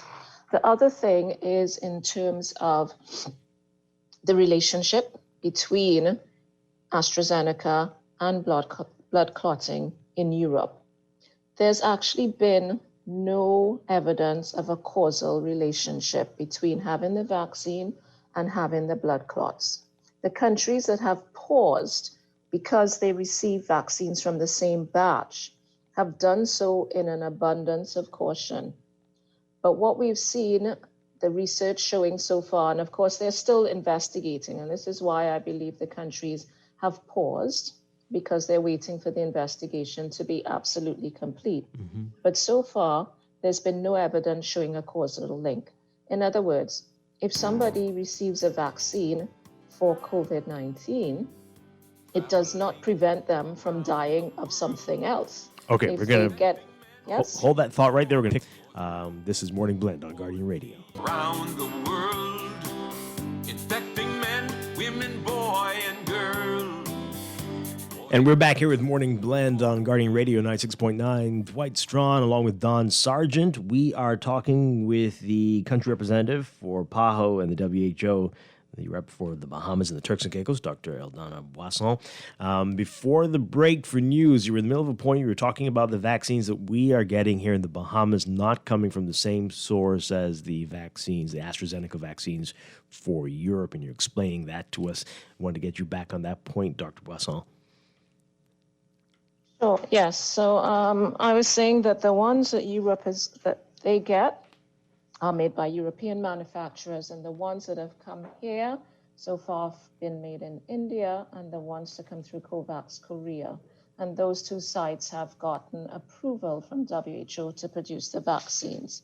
But the other thing that I was moving on to say is that even amongst the persons who have had clots in Europe so far, they have seen no causal relationship between having the vaccine and getting clots. I mean, whether you get vaccinated or not, people also die of other things. Mm-hmm. If you have diabetes, you have hypertension, and you may have perished from one of those, regardless of whether or not you got the vaccine. You got the vaccine today, you go out tomorrow, get hit by a bus. It has nothing to do with the vaccine. It happened after the vaccine, but nothing to do with it. And this is what the research is showing so far. The investigation is not complete, but so far the investigation is showing that the relationship is simply temporal, that the death and the occurrence of the clots happen to occur after person vaccinated, but no causal relationship with the vaccine. All right, so They're are there still going to be completing, but yes, Mm-hmm. so far no causal relationship. Are there going to be variances between the vaccine depending on where they are manufactured? Should that be something we need to be concerned about as well, though, or are they going to be the same? Shouldn't they be the same? Yes, they are the same, but produced in different places. So when approval is given for the manufacturing of a vaccine, it's given for the vaccine itself and the place where it is manufactured. Think of it kind of like a franchise. So it's a standard across, but different manufacturers are producing it. But it's the same vaccine indeed. So in a year from now, if we learn that there's a European AstraZeneca vaccine here, is that something that you need to raise an eyebrow about, or we can be assured that this is going to be the same thing and have the same effect? We can be assured it'll be the same thing with the same effect. Yes, that and you know, when they picked up these blood clots in people who happen to have been vaccinated before, it's actually a good thing because it means that the surveillance post-vaccination is happening. Whether what happened post-vaccination has any vaccine is another story, which so far the evidence shows it doesn't. But it does show that the monitoring system is working. So in that respect, it's actually a good thing. Mm-hmm.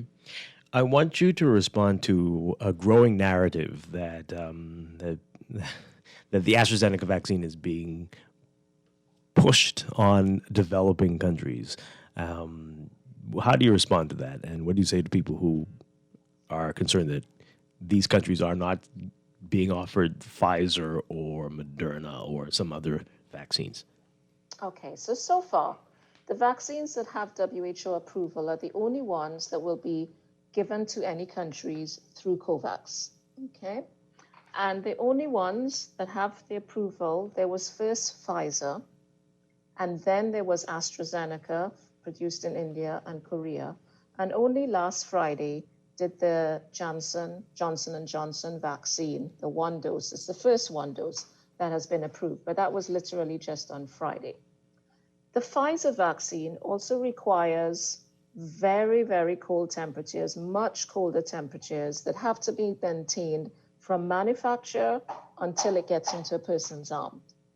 In addition to which, the Pfizer vaccine is quite a bit more expensive than AstraZeneca. And I can tell you that many of the countries in the region of the Americas were actually asked, if you have a choice, which vaccine would you prefer to have? And quite a lot of them actually had a preference for AstraZeneca because it is, first of all, it is less expensive. And second of all, it does not require those exceedingly cold temperatures, which in our scenario is actually very difficult to maintain. In fact, in any scenario, it's a bit more difficult for us, but in any scenario, very difficult to maintain all the way along from manufacture to transport to storage until it gets into people's arms. So that's one thing. So many countries actually got the vaccine that they preferred. Mm-hmm. And it's a matter of saying, okay, this is a vaccine we have now. Do we say, oh, well, maybe we wait to see if there's a better one or a cheaper one or so on? And meanwhile, every day people are dying and people are getting sick. So I think countries made the sensible decision to take the first available vaccine that came to them. And over time, I fully anticipate that we will have more and more vaccines being approved, and then there will be more choice. So I have a question. I've seen a lot of persons talk about how these vaccines work, and a lot of people saying not to trust pharmaceutical companies, and these are the same companies that try to sell us drugs. Is it possible for you to, I guess, give a brief, not oversimplified, but a brief, simple explanation of how vaccines work, so Bahamians can understand? How vaccines work? You mean when you get vaccinated, what it does to make you immune? Yes, because I've also seen conspiracy theories of people saying that they're using vaccine or they're putting the virus in your body and causing you to get sick. Why would you want to do that? So all sorts of things. I just wanted to, if you could shed some light on that. Okay, I understand.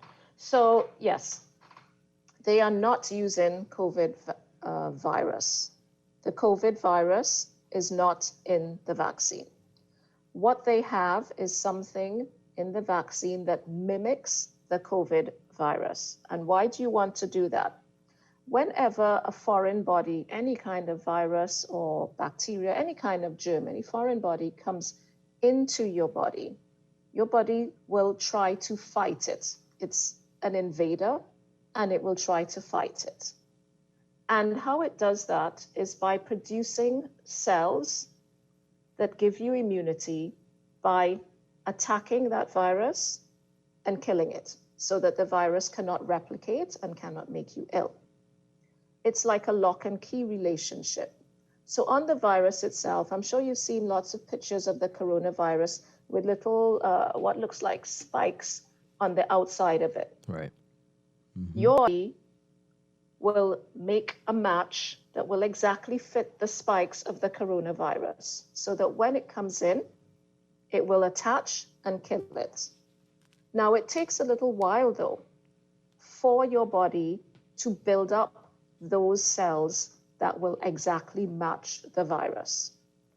So what the vaccine does is it has something in it that mimics those spiky things and mimics what the virus looks like, so that your body would have already seen this and it, let's say, has the recipe to produce those fighter cells when next it sees the virus.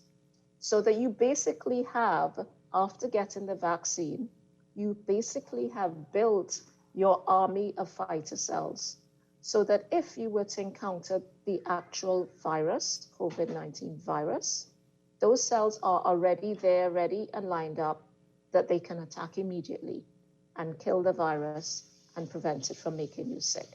But it is not the virus that is being put into the vaccine. It is something that mimics the virus, but is harmless. All right. Now, you mentioned earlier that through COVAX, Pfizer and Johnson & Johnson are going to be available or are available as these are approved by the WHO. Any idea as to whether this country has expressed interest in Johnson & Johnson, that vaccine? Can you say?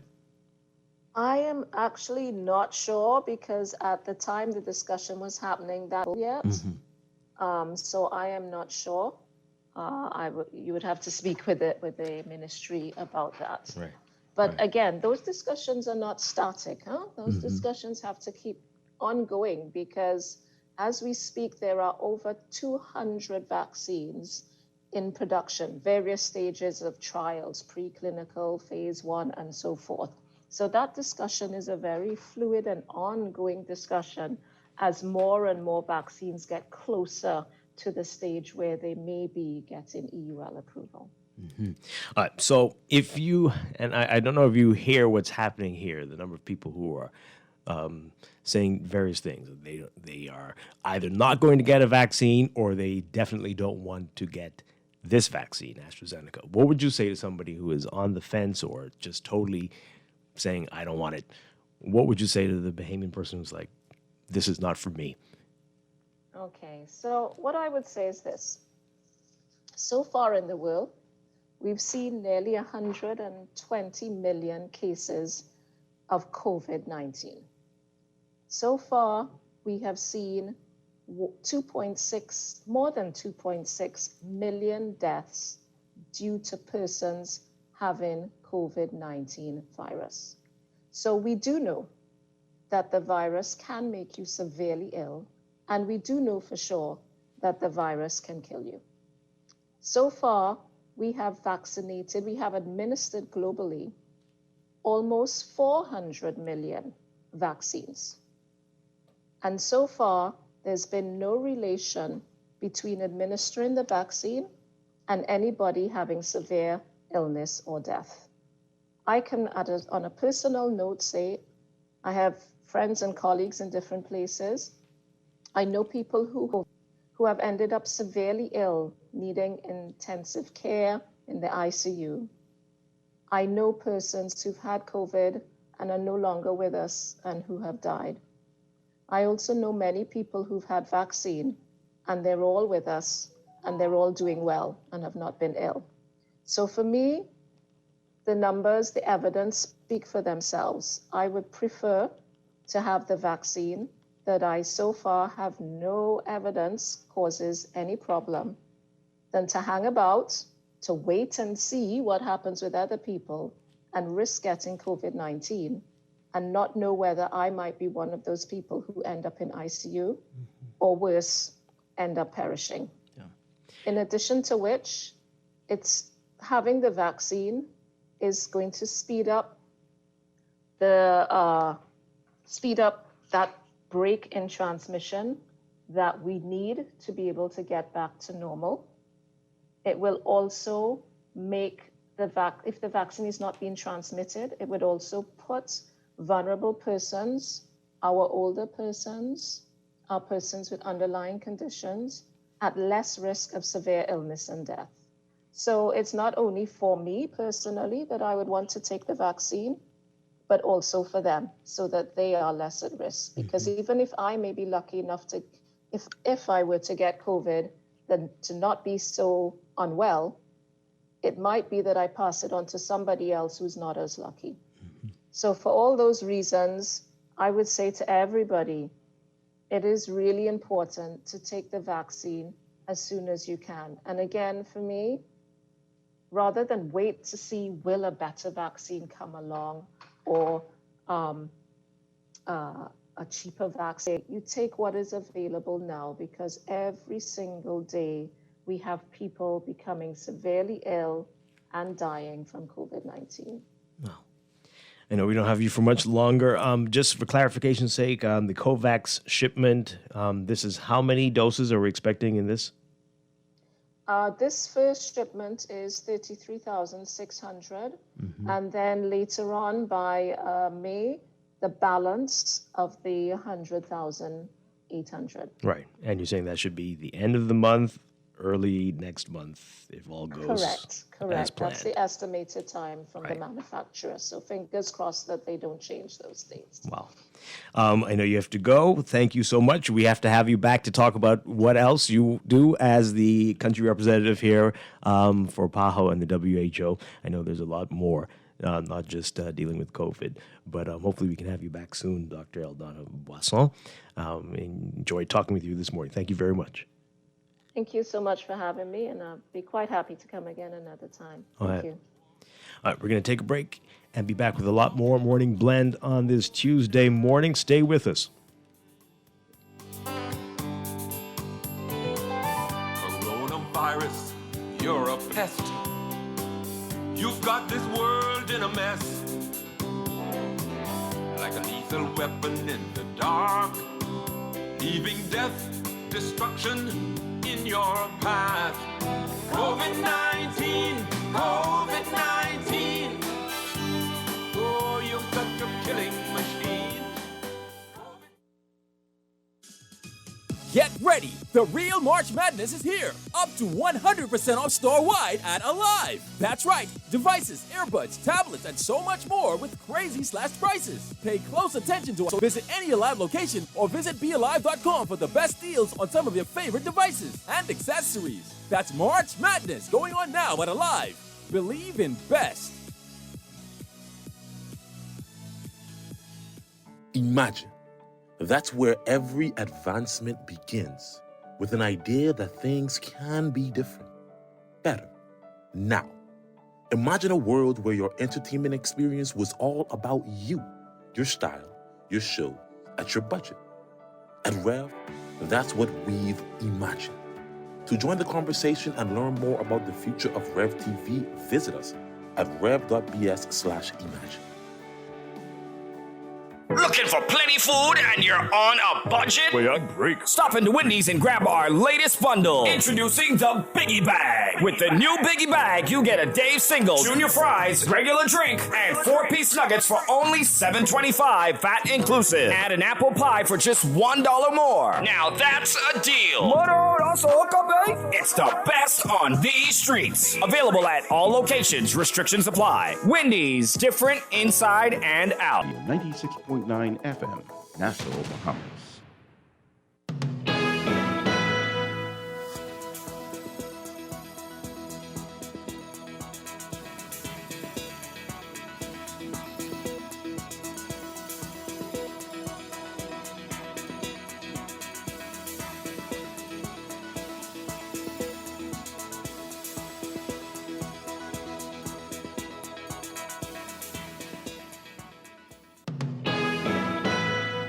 Time for another check of your weather for today, brought to you by Bahamas First Insurance. Here's what's happening. High pressure will continue to dominate the weather over the islands, creating mostly pleasant conditions.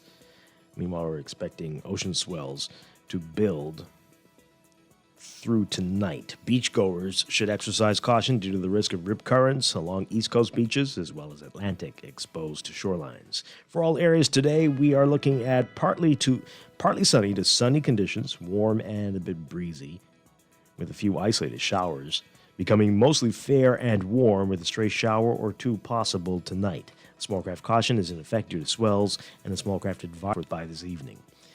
It's about 72 degrees right now under partly cloudy skies. Look for highs getting up to around 82 Fahrenheit, 28 Celsius. Overnight lows tonight getting down to about 68 Fahrenheit, 20 Celsius. In your extended outlook, high pressure will persist as the dominant weather feature across the islands while shifting eastwards as sea swells will gradually subside through Thursday. So for tomorrow, Wednesday, look for partly sunny, warm, and breezy conditions with isolated showers, mainly in the central and southeast Bahamas. For Thursday, mostly sunny, warm, and a bit breezy with a slight chance of isolated showers. That's your morning blend weather check brought to you by Bahamas First. What's first for you comes first for us.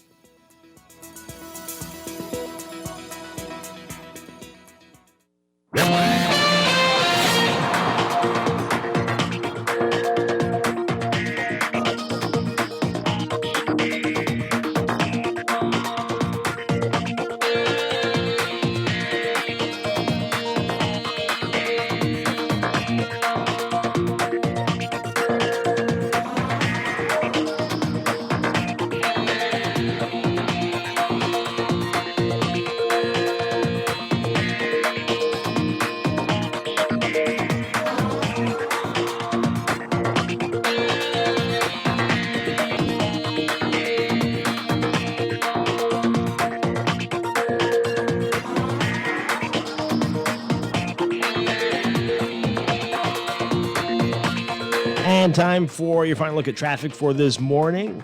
Brought to you by RBC Royal Bank. A reminder about the work going on Prince Charles Drive, the single lane both directions as you are just west of Fox Hill Road, and that may impact your commute this morning. The work is being done finally to address that ramp type situation we've gotten there. What was a sinkhole a couple years back there, finally trying to level that. So keep that in mind. You might want to avoid that part of Prince Charles Drive as if you can this morning as the work continues. Elsewhere in your real-time traffic this morning, Eastern Road, definitely much heavier traffic this morning. Heavy traffic westbound. You're not going to be moving much at all. The closer you get to Fox Hill, and especially after Fox Hill. In the westbound lanes, Burnett Road also busy this morning, westbound mainly. And pockets along Prince Charles and Robinson Road, especially Robinson west of Soldier Road, heading towards Old Trail. Marathon Road, heavy traffic northbound this morning, heading toward Wolf Road. And Soldier Road also busy this morning in the northbound lane, heading towards the intersection with Bernard, Wolf, and Village Road. We've got Independence Drive seeing some heavy traffic westbound. You're not going to be moving much at all in the westbound lanes. Also eastbound, the closer you get to the East Street roundabout. And Blue Hill Road, as usual, just north of Soldier Road. Heavy traffic as you try to get over that hill to that roundabout with Independence Drive. Carmichael eastbound towards Blue Hill, also heavy traffic. And Sir Miles Butler Highway, just a mess there northbound as you approach that, well north of Fire Trail, heading towards the Tonic Williams-Darling Highway roundabout. And all directions there at that roundabout, westbound and eastbound, with Tonic Williams-Darling Highway going to be impacted with heavy traffic this morning. Gladstone Road, all heavy traffic northbound towards JFK, and you're going to be seeing some traffic as you approach the six-legged roundabout this morning if you're heading eastbound. So a lot to deal with this morning. You will need your patience. Good luck to you. That's your real-time traffic and your morning blend traffic report brought to you by RBC Royal Bank.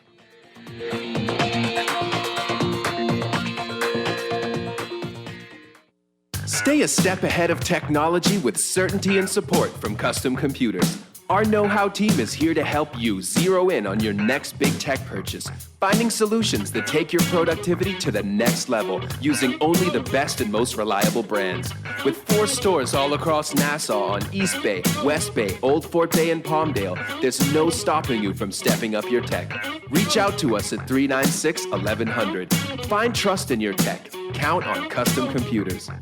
RBC and Visa bring you a benefit as unique as you to enjoy Disney Plus. Get 2 months of the all-new Disney Plus streaming subscription on us if you have an RBC Visa Platinum card. Learn more by visiting www.rbc.com/Caribbean/Disney. Reimagine new ways to bank better. This is Guardian Radio, your station for up-to-the-minute news, intelligent, interactive, and engaging conversations. 96.9 FM.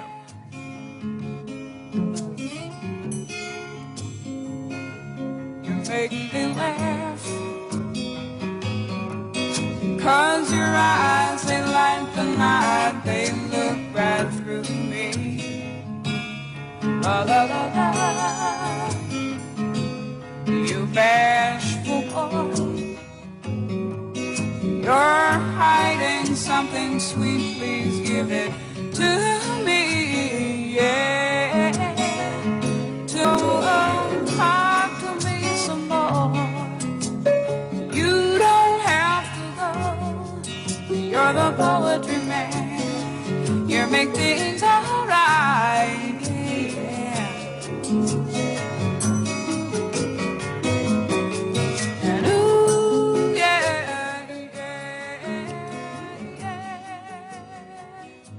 We're back here with Morning Blend on Guardian Radio 96.9. Dwight Strachan along with Don Sargent. And changing gears again this morning, the Blue Flamingo Literary Festival is fast approaching. Here to tell us all about this, we are very pleased to welcome back from the University of the Bahamas, Dr. Craig Smith, and we've got Marie Sayre Singh with us as well. Good morning. Great to have you with us. Good morning. Can you hear us? Good morning. Good morning. Great to have you with us. Good morning. Can you hear me? Yes, we can. Wonderful having you with us again. Okay. Blue Flamingo Literary Festival. Now, this is saying the first annual, but why does it seem so familiar to me? What am I mixing it up with? I think what you're saying, it may be the first annual poetry competition. The Blue Flamingo Literary Festival is actually in its 5th year right now. Okay. But this year we decided to expand and include a poetry competition. You know, one of the things that we're trying to do is to, promote literacy and promote writing culture in the Bahamas. And so we decided to reach out to the high schools and the university to encourage young kids and older kids to begin writing. And so this year we were able to get some prize money. And so for the competition, we have a cash prize, and we are also going to publish the work of the top 3 winners. Okay, that's wonderful. So 5th annual. All right. So let's come back to that in a bit. But you said something very important: encouraging literacy and writing here. How are we doing with that, and how much encouraging do we need?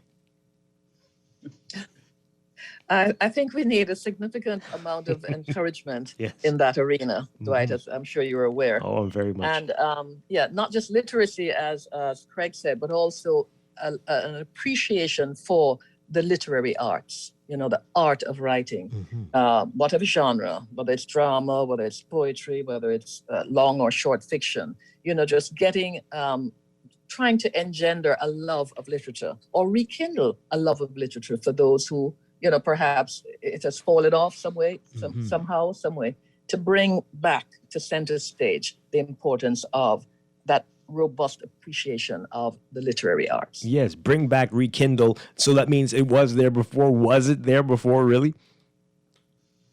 For circumstances, curricula, let's say, taking it back a few years ago, with the start of the BGCSE examinations in the secondary school curriculum, what happened was that, there was a fall off of literature at the lower levels in grade 9, for example, where the BJC exam was sort of on hold in preference for establishing and entrenching the BGCSE exam in literature. You see what I mean? Right. So I think in that sort of in those years, there might have been, let me put it this way, a sort of fall off in the involvement and engagement with literature at that level. Mm-hmm. All right, so give us some examples of how that's manifesting itself, other than the usual one that we say Bahamians don't like to read. But how is that impacting our development? I think, well, I teach 208, which is the Bahamian Lit class at the University of Bahamas. And it's wonderful. I love it. Students come very enthusiastically to this class, but with a sort of knowledge deficit that is hungry. They're very appreciative. And in fact, you know, I'm teaching it this semester with a great deal of joy being derived from it. But the point is that, you know, you mention names, Bahamian writers with whom they're unfamiliar. Wow. So that, you know, evidentially, that's what I'm saying. We get evidence of it in that regard, and in other ways as well. You know, you mention names of writers in other settings, and, you know, it's new to them. Mm-hmm. Wow. Craig, what are you seeing? Well, both Maria and I both teach in the same, pretty much teach the same courses. And so it's pretty much the same. Mm-hmm. And even just getting students in the classroom, usually first year writing classes, you know, the first thing they say is, I don't like to write, I don't like to read, right? And so I think that is just, even in terms of, I think, students' relationship to reading and writing, and I'm not sure what's happening prior to them coming to UB, but they're definitely having some negative experiences with literature, with reading, with writing. And so I'm not sure exactly what that experience is, but we do have a lot of students who come in the first year writing, and that's the first thing they say. I don't like to read, I don't like to write, or they've not done it, right? Mm-hmm. Coming out of high school and saying they haven't read a novel in, you know, however long. So that definitely manifests in that way. But on the outside of that, though, is you do have a lot of students who do consider themselves creative writers and write poetry and so on and so forth. So while they, on one hand, have this sort of contentious relationship, many of them also are very creative. They write music, they write rap and poetry and stuff like that. And somehow they tend to make a separation that, you know, that I don't really understand. But while we do see the issues, on the other side, we do see that they are actually doing things creatively as well. And sometimes that's actually not encouraged as much as it should be as well. And I think that as a community, we do need to encourage that in our young people as well. Wow. One more question on this. I want to ask you, do you think it's going to get better with the proliferation of YouTube videos and audiobooks and TikToks, and it just seems that we're just so visual, not for words, but for movement from people, seeing people? Is this only going to get worse? You know, that's an interesting question, Dwight. 30 odd years ago, a Bahamian writer wrote this article that was published in the then At Random magazine that was published by University. It was then College of the Bahamas.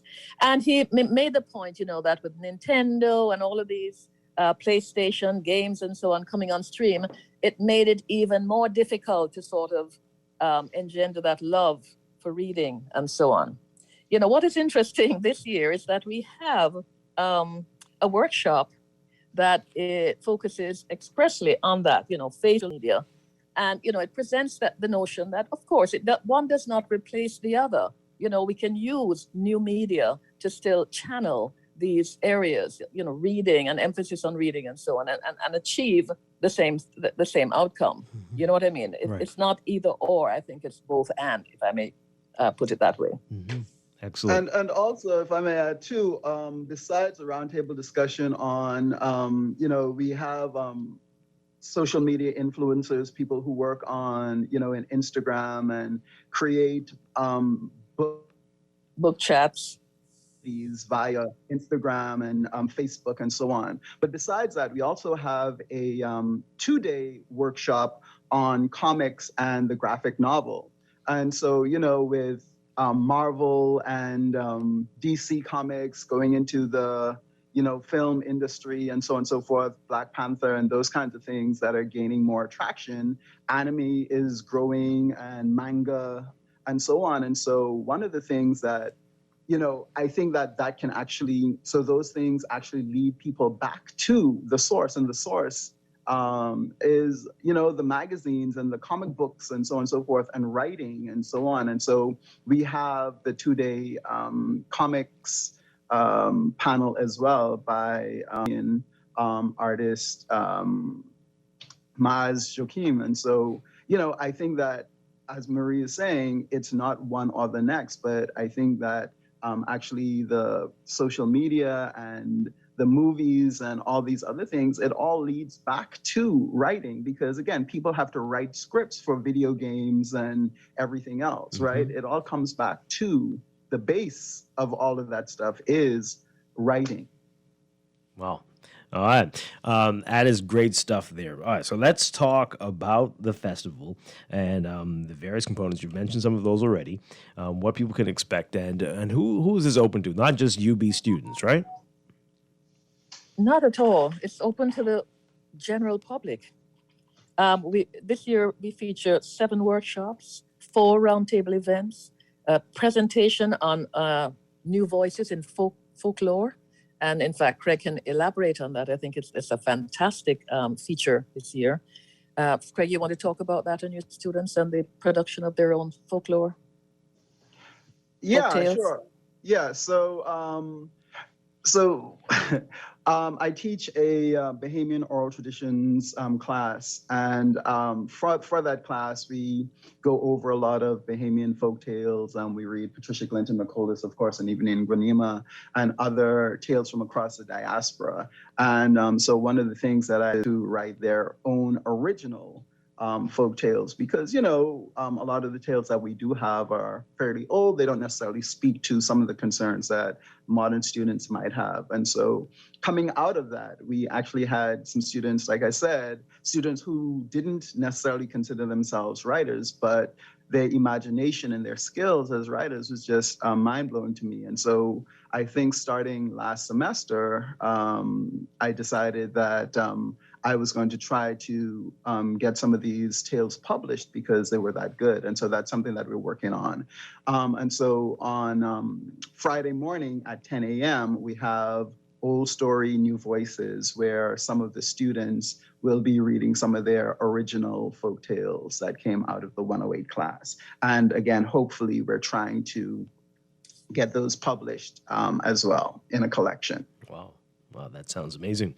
Wow. Okay, so what else can we expect? What else can we look forward to? So we have, and so the thing too is we want to cater to, you asked who the festival is open for. It's open for everybody, and so we want to cater to as wide of the population as possible. So we have poetry workshops and short fiction workshop for high school students, because again, we want them to start early. And of course, we want to promote what we do in School of English at UB as well. For those people who are interested in creative writing, we're creating a creative writing major, minor. And so if people are interested in creative writing, they can definitely come to University of Bahamas. But not just high school students, we also have writing after retirement. So for those people who have retired and, have elders are like living libraries, right? And they have stories. And so we want to try to encourage them to write their stories as well. And so we have the writing after retirement workshop. And I think that's really great. We did it before, year before last, and it was pretty successful. And so we want to make that a continued feature of the festival as well. We have a publication workshop, and so we find that a lot of Bahamians, maybe because they don't have the connections or the resources, are when they do write, they tend to self-publish, and oftentimes that doesn't get the work out as we would like it to go out. And so as widely. Yeah, and so one of the panel discussions that we're going to have is local writer, international publishers. And so we've brought in a few publishers, and they're going to talk about, again, what international publishers are looking for and how Bahamian writers can, submit material for publication in international journals and book publications and so on. And so that should be really interesting as well. Mm-hmm. You've got a lot of people who are not living in the Bahamas taking part as well, right? Who are some of those who are going to be making presentations and being part of the roundtables? Well, to start with, the panel that is focused on theater arts across the Caribbean, features 4 presenters. Is it 4, Craig, or 5 presenters? 5. We have, Dr. Ian Strachan is going to be moderating that session. And we have presenters from Barbados, from Trinidad, across the region. So it's fairly broad in its regional representation, that particular roundtable event. Mm-hmm. People as far as France, I think one of the speakers that we have on the social media panel actually is in Paris, France, actually. And yeah, just all over. Our keynote, Marie, you want to speak about the keynote address? Oh, and who he is? Yes. So our keynote is going to be, he is from the University of Iowa, which has, I don't know if you're aware, he's the director of the International Writing Program at University of Iowa, and they're renowned for their creative writing program. It's quite a recognized program internationally. So he's going to be giving the keynote this year on writing in a time of plague. Wow. Not surprising, right? No, not at all. Not at all. Well, that brings up something. That brings up the blue flamingo in the room. This is happening in the middle of a pandemic. How are you doing this? Everything's going to be virtually, or how will that work? Yeah, well, everything is... Oh, sorry. No, go ahead. Yeah, so... last year, when we were planning Blue Flamingo Literary Festival for last year, we tried to plan for March, the 3rd week, I think, of March of each year. We've done that for the last few years. And last year, when we were just about to launch the Blue Flamingo Literary Festival, of course, we went on lockdown. And so everything had to be canceled. And so later on in the year, we decided to try to use what we had available. And what we had available were Zoom and Facebook and so on and so forth. And so we decided to try at least a panel. And I think actually the first panel we had, Zoom, last year, I actually was having my 108 class, and Travolta Cooper, who wrote a Bahamian TV show that sort of is inspired by Bahamian folk tradition. So I wanted him to speak to my class. And, we got a whole lot of interest. And so we opened it up. And so that led to other opportunities. We had Blacks in Comics, and then we had Poets Across the Diaspora.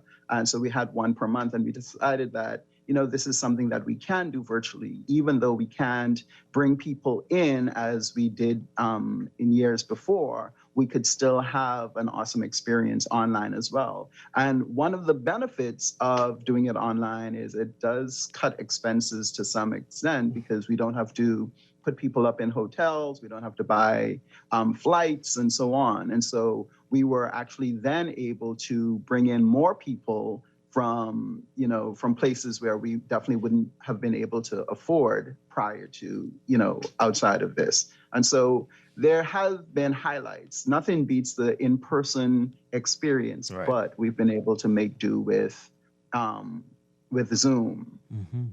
All right. So and in fact, sorry, Marie, Dwight, just to mention this other one. Yes, we had an event titled "Love, Lust, Literature." Now, how catching is that? And in fact, we had 146 persons in attendance at that event, online via Zoom. And in fact, speaking to the internationality of this whole thing, we had a presenter from University of Florida, one from the University of the West Indies, Mona campus, and one from Howard University. join us for that panel discussion. You know, so it's been vibrant online, very much so. Wow, wonderful. All right, so what do they need to do? Well, they can just go to our Facebook page. It's Blue Flamingo Literary Festival on Facebook, and all the posters are there. The 2-day schedule is there, and the links for each of the panels are there as well. Or they can send an email to Blue Flamingo Literary Festival at gmail.com, and we can send them the information there as well. Mm-hmm. And we didn't get into the details about it, but the poetry contest and awards, tell us more about that. What can we expect? Marie? Well, that culminates on Friday, the 19th, between 6 and 8. We're going to be online. And there are two Bahamian poets who are going to be not only presenting the awards for first, second, and third place winners in the poetry competition, but we're also going to be treated to them reading their own poetry. We have Sonia Farmer and we have Kevante Cash. Sonia is going to be announcing the winners for the competitors who are, the top three, and Kevante Cash will be announcing the high school winners in the poetry competition. Mm-hmm. So that's an event to look forward to. It's Friday the 19th, 6 to 8 p.m. Wow. Actually, just a correction, Marie, that event is actually on Thursday. Oh, it's Thursday. Forgive me. Yeah. All right, same time, but Thursday. All right. And then I think... Yeah, 6 to 8. And you said, Craig, that UB's developing a creative writing major and minor? Well, a minor right now. I think the minor just passed. Is that correct, Marie? Yes, there's been a great deal of interest in creative writing. Wow. Mm-hmm. In our bachelor's program, we've got minor concentrations in Bahamian and Caribbean literature. We have linguistics and so on. And recently, the creative writing minor has been drafted and so on. I think it has been passed. I'm not sure myself, but certainly the work is underway. And in fact, Dr. Dustin Helberg was appointed expressly to work on that program because over the years, a lot of students have expressed tremendous interest in creative writing, and so now it's on stream. Hopefully we can get a major in creative writing sometime in the future. That sounds yes, wonderful. it augurs well for, sort of training, engendering, encouraging the literary production in the Bahamas. Mm-hmm. It's very important, Absolutely. All right, so we don't have much time left. Across the genre. But we're going to ask both of you, what would you do to a parent out there who's recognizing that their children, they aren't reading, they don't seem to throw it across the room. What can you do to get them interested in reading?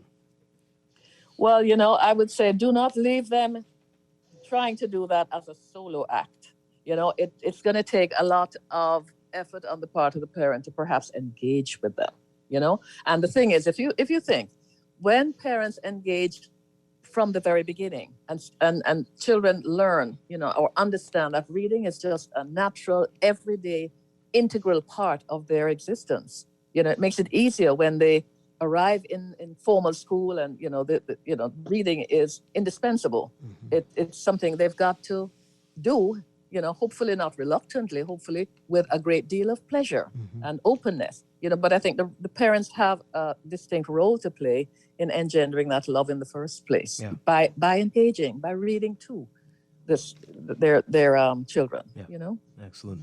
And I would say not just reading to them, but they have to model the behavior, right? Mm-hmm. Because again, kids mimic their parents. They do what their parents do. And so a parent can say this book, but then the parent isn't reading, exactly. themselves. And so they need to model the behavior. And again, so I think we all could do a better job of engaging with literature, with reading. And I think if parents model the behavior, I don't think that there's a whole lot of work that they will have to do other than that. Because again, kids, you watch a child with their parent and they're just going to do what their parent does. And so if the parent is reading and reading is a part of their routine, then kids are going to pick that up too. And I think that's probably the easiest way for them to engender that in their children. Absolutely. Well said. Craig Smith and Marie Sayre Singh, thank you so much. Good luck with the 5th Annual Blue Flamingo Literary Festival in just a couple of days. Again, all the information on Facebook, on that Facebook page there. Great stuff. Thank you so much. Hope to talk with you both again very soon. Thank you, Dwight. Take care.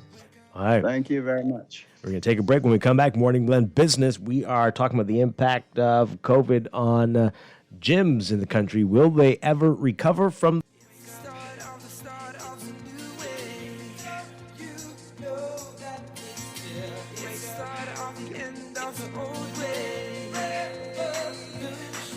Is Guardian Radio 96.9 FM. Fresh news, smart talk, all day. The views and opinions of the hosts and guests are their own and do not necessarily reflect the position of the management and staff of Guardian Network. Wake up, it's a new day. Wake up, it's a new day.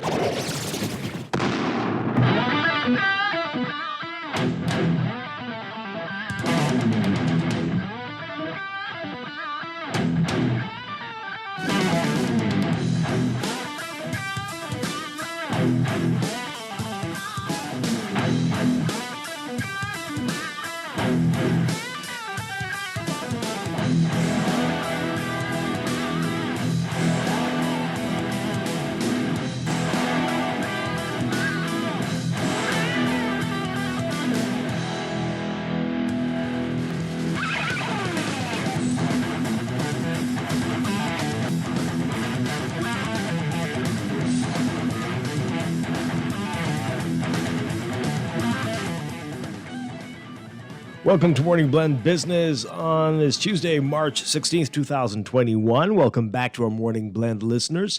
Once again, I'm Dwight Strachan. I think we lost Don Sargent there. We're trying to get back with him. And coming up this morning on the show, we are going to be talking about 1 year later and the impact of COVID on this sector, the impact it's had, and the way forward. Will gyms ever recover from what has happened over the past 12 months? We're going to get back to that after we get into Morning Blend Business Report, brought to you by CFAL.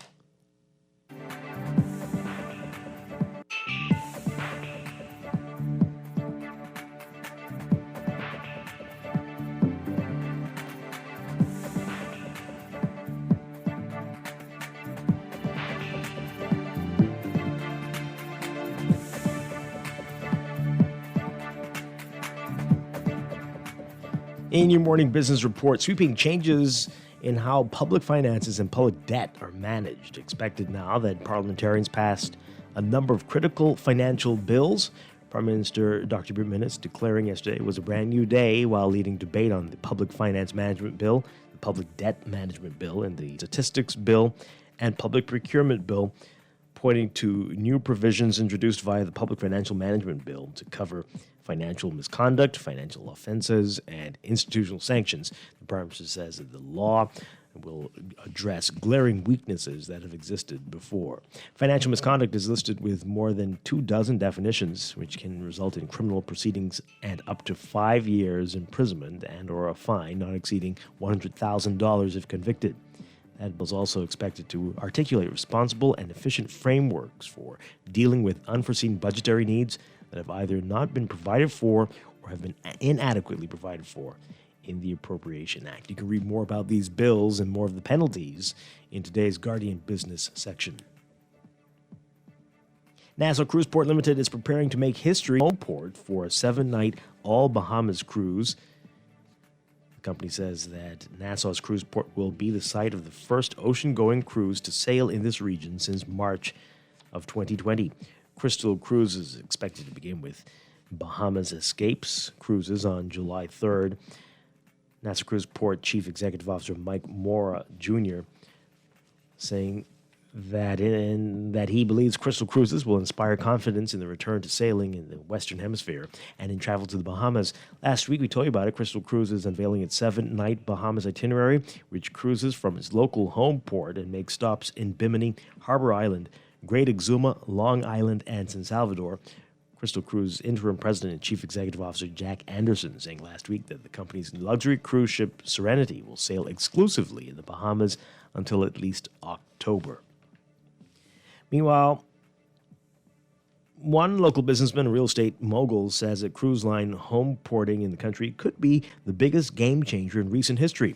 Mario Carey saying that if cruise lines begin to use ports in the Bahamas as starting points for local and Caribbean cruises, it could revolutionize the country's economy.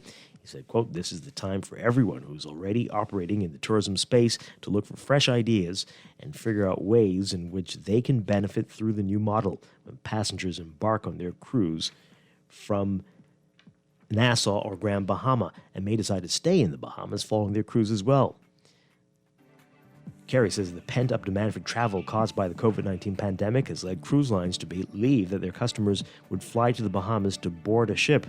According to a statement, cruise lines have been reluctant to ask their guests to fly to a destination in order to board a ship when many of their customers live within driving distance to their embarkation port. And the environmental groups bent on stopping Disney Cruise Line development, announcing in a press statement that they're going to carry out a thorough investigation and a thorough review of the environmental impact assessment recently released by Disney. The environmental groups, which make up the Stop Disney Last Chance for Lighthouse Point Coalition, stating that it would determine if a cruise port at Lighthouse Point would be a good move for Eleuthera and the Bahamas. A statement from the group saying that the groups wrote to Disney and the Minister of the Environment calling for a commitment to a 90-day public consultation period to ensure an informed decision on the project. Save the Bays and its chairman Joseph Darville saying in that statement that environmental groups want to ensure that Disney has fully considered all of the environmental, economic, and social implications of their proposed port and remains in line with its own recently announced 2030 environmental goals. Read more on these stories in today's Guardian Business section. Overseas wireless network maker Nokia says it's planning to cut up to 10,000 jobs or over 10% of its staff to reduce costs as it invests in research and development and tries to cement its role as a key supplier of 5G technology. The restructuring means the number of staff is expected to fall to 80,000 to 85,000 employees over a period of up to 2 years. It would reduce costs by $600 million or $600 million by 2023. The Finnish company didn't specify countries or geographical areas affected by the measure, but said the cuts would be carried out across its main 4 business units.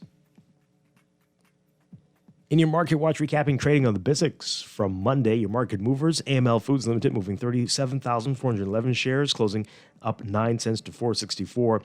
Doctors Hospital moving 1,000, closing unchanged at 6.84. Consolidated Water down 13 cents, closing at 2.91. Emira Incorporated up 12 cents, closing at 10.78. The BISX All Share 37.23, up 0.40.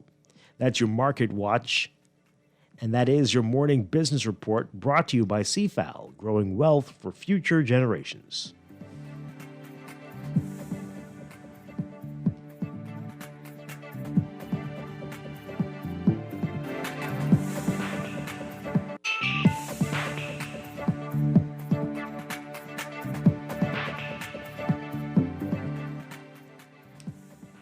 You are listening to Morning Blend Business. You can tweet us at Morning Blend 969 or Facebook.com/Morning Blend 969. Text us 422-4796 on the Guardian Radio text line. Standard text rates apply.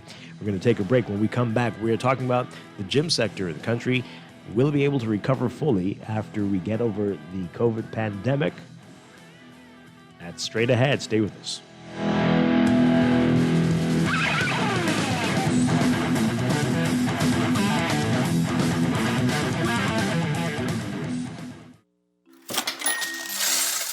Hear that? That's the sound of your money working for you. Because at CFAL, we know you work hard for your money, so we make sure your money works hard for you. In 20 years as a leading investment firm, we've helped thousands of Bahamians grow their wealth and build a more stable future. With savings plans, pensions, and wealth services to suit everyone, whoever you are, whatever you do, we have financial solutions that will work hard for you. Visit or call us today to put your money to work. CFAL, seize your future today. Wait, you know what's going down tomorrow? Nobody what happening? Joe bringing the knife to school. He could do Junior in. For what? But he fooled with Joe girl. Mother sick. And you know Junior don't bark down for nothing. So that means he got a big fight tomorrow. So whose side you want? Side? I trying to stay in school, not Simpson Pen. We gotta tell somebody about this fight. Tell somebody? I ain't no snitch. I mean cool, you know. Wait, if you so cool, then you need to stay in school out of the fight. Yeah, but if I don't hang on Joe's side, him and he boys coming for me next. All right, so we definitely gotta tell somebody. We gotta prevent the fight. What I say, I don't want nobody call me snitch. We could just call Crime Stoppers. You could report what you know, and nobody gotta know it's you. So how did I avoid? All you gotta do is call them, or you text them through the Crack Crime Bahamas app, and nobody can know it's you. Then the police come looking for me for more info, and when they finish with them, Joe them coming looking for me? When you call Crime Stoppers, the calls go directly to Miami, and they don't ask nothing about you. Then if you get the pen from them, and they can claim a reward later using that same pen. Plus, everything's scrambled, so nobody can read what you're saying. Call 328-8477 from Nassau or 242-300-8477 from the Family Islands. This is Guardian Radio 96.9 FM, Nassau, Bahamas.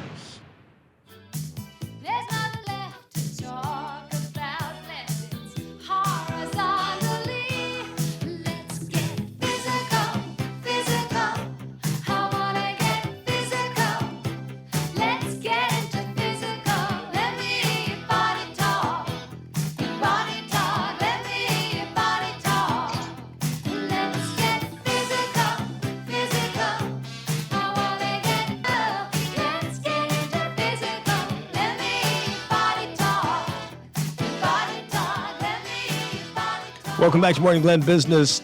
Dwight Strachan with you on this Tuesday morning. Every time we play that song for fitness, it just still, all these years later, those lyrics are really out there, aren't they? Okay. We're talking about gyms and how gyms have managed in this unprecedented year. And here to talk about that with us, we're very pleased to have from Out the Box Fitness, Charles Johnson. Sir, great to have you with us this morning. Morning, Dwight. You guys can hear me? Yes, we can. Yes, we can. Hope all is well. Oh, I'm okay. I'm good. I'm hanging in there. It's been a tough year during the pandemic, but I think pivoting and creating new strategies in these trying times proved to be successful and get us with our head above waters. But we're still here. All right, we want to talk about all of that, the new strategies, but take us back. Take us back. This is one of the first sectors that was closed entirely, and people were nervous even before we had our first case. And just how long, because it seemed to go on longer than many thought was necessary. But let's talk about that and the impact it had on your business and your colleagues in this sector, their businesses as well. Yeah, I think we did a plea video once we first got shut down. One of the first sectors to get shut down, along with movie theaters, and indoor restaurants, we shut down completely, spas and gyms, with the concerns of the CDC guidelines and the spread of the virus.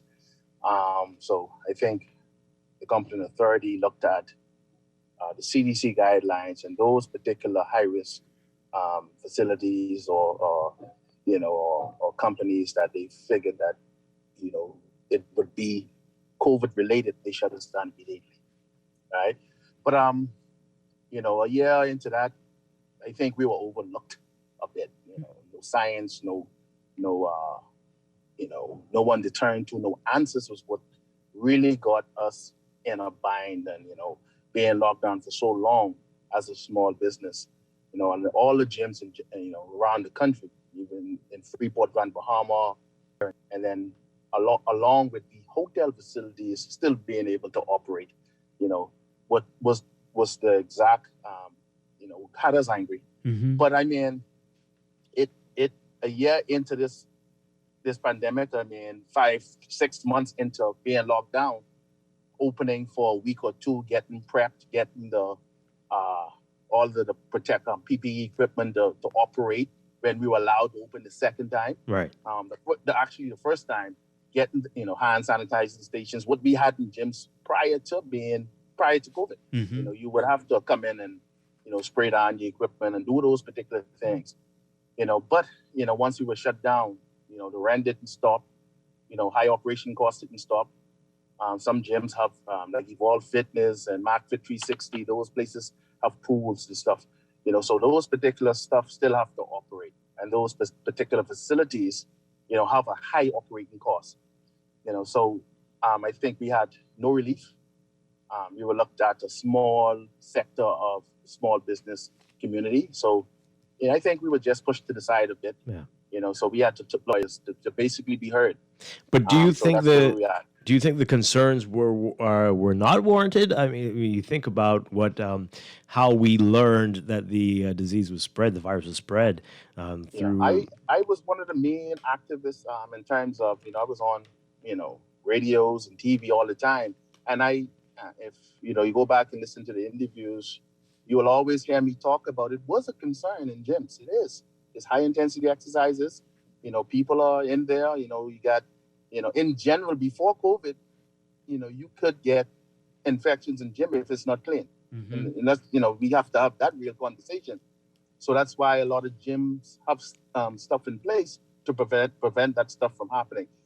So I think the competent authority went with the CDC guidelines, but I think where they were so inundated with so much different industries that, everybody coming to them, I think we were pushed to the side, and we just wanted the science, and a way to operate in a safe manner. Come in and into us, just how you did with the barbers, just how you did with the beauty salons. We were not afforded that opportunity to play our case so that we'll be allowed to open. And I think the delay happened so long that they overlooked when they opened Freeport gyms.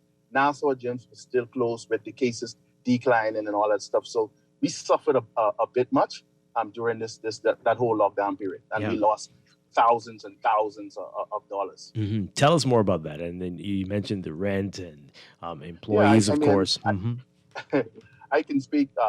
I'm a small business owner of it. It's just me. I operate a small class-based facility that, it's class-based. It's a controllable space. But I have a rent, and it's only so much a landlord can do because they have mortgages that they have to pay on their facility. So, you'll be talking about 10 months, 10 months, and everybody's under constant pressure to deliver on their personal situation.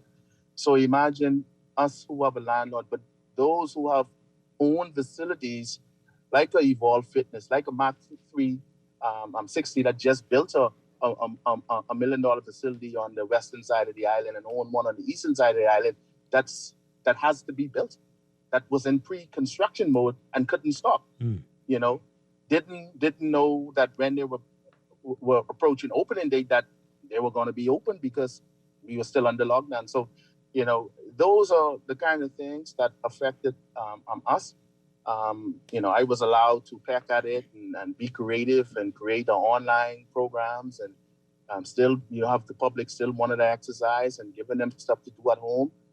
But people, we are social creatures. We want to be in a facility where that's the best hour some people days. So that affected a lot of people not being able to go out and exercise in that type of environment. And we really lost a lot during this time. Right. Wow. All right. So take us back to when you were allowed to open the second time and the changes that have been required. I know you say a lot of gyms already and needed you to wipe down. That was a requirement, but added protections now as a result of COVID. Added protection. You would have to sanitize the stations throughout the gyms with, wipe down and making people when they come to the door take their temperatures and check in. But before COVID, I also had a reservation system where people utilize the app to register for class. So I'll know it before they come into class, who's coming to class. The class had a mandatory class size, so I could run class. Now I'm down to 12. So could you imagine? Wow. I'm at 12 people based on not being the guidelines saying you could have half capacity in your class now based on having to spread people out 6 feet apart. Making sure that the environment is safe for people who still have anxiety about being in a space. Right. Because you still have that reality that some people didn't return to gyms because they don't want to be inside right now. Yeah. And with us having a half capacity trying to obey the COVID restrictions. So we still operating at half capacity. So membership is not where it's supposed to be at right now.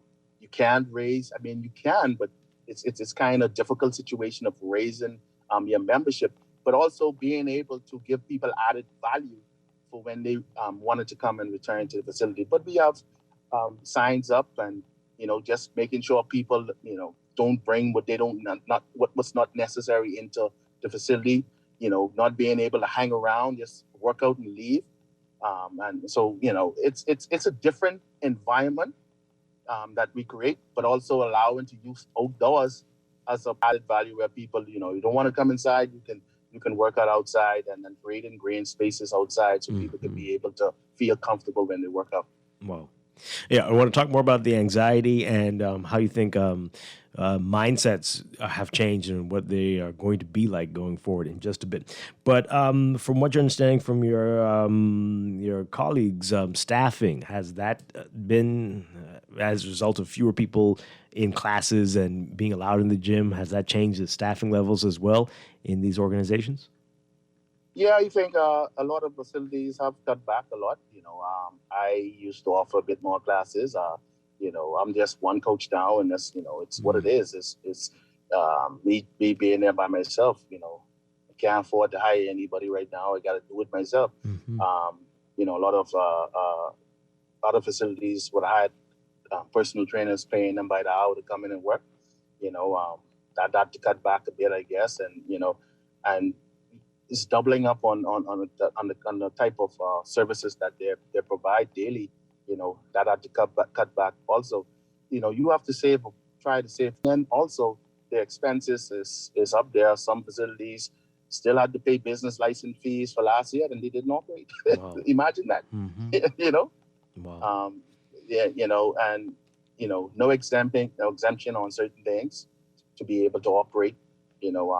We're not asking for apology because obviously we know worldwide what's going on, But I think it's kind of disheartening to see that nobody even offered any type of remorse of the way the small business community in this sector was treated. You're talking about 8 to 9 months out of work and no revenue, but also the expenses and stuff are still coming in. But 3 months in, we're rebounding. They're rebounding a big time. People want to work out, but they want to do so in a safe way. People are coming back and seeing new people come into the facility, but they're still iffy about whether, coming in with their masks on. People are still scared, right? Yeah. And to be honest with you, I see it every day. Because I do an outdoor once a month thing, Solomon's Fresh Market Offer West. I do it once a month for them, and I have a big, massive turnout because people want to be outside now exercising because they're not, secure about returning to an indoor space with a lot of people inside. So it's about the facility. I can imagine the bigger facilities, operating this time. It's quite challenging, but. Yeah. But people are holding in there. You mentioned masks. That is required now. Is that how it works? Yeah. If you're inside? I tell people once they show up, people show up with their masks on and during the warm-ups and everything. Anything that's high intensity, I tell them, you got to be very careful, working out at high intensity with a mask on. Just know that, I have roll-up doors, so only thing that blows into my facility is outdoor air. I'm not locked down to just air conditioned, cycling. So it's okay for people to come in there without masks. They're really spread out eight feet apart. But people still come and work out. Some people work out with their masks on. And one thing I can say, I think Bahamians they're adhering to a lot of the protocols that's in place.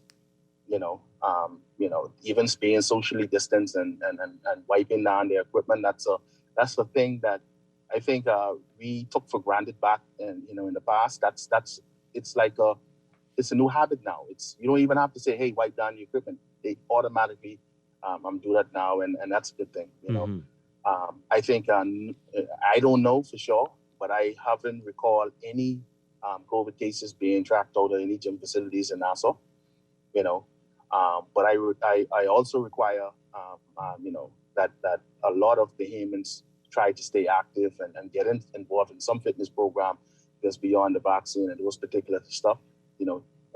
exercise and good nutrition can also really boost your immune system and help you be another level of protection with this COVID-19 vaccine. Right. You know. So, from what you understand, are you at other facilities required to wear your mask the whole time you are inside and working out, or is that not? No, you're required to wear your mask when you come to the gym. Mhm. It has to be on you, and when you're leaving the gym, it has to be on you. Right. Leaving the gym, so on when you reach, off when you reach. I think they didn't have requirements to wearing your mask when you're at. Same thing like when you're jogging, you know, it has to be on you, and then you know when you leave in the beaches or whatever, they require you to have them on and off. You know, but not when you're doing that activity. Right. That's what I'm meant to believe. Yes. Yeah. You mentioned it earlier that people are very social, especially in gyms. You see a lot of people talking around the machines. So that is not being encouraged now, I can imagine. Yeah, I think you know, gyms is it's mainly you know, we can't ignore the fact that it's a social setting. People you know, from the stresses of work and some people just gotta get away from the kids.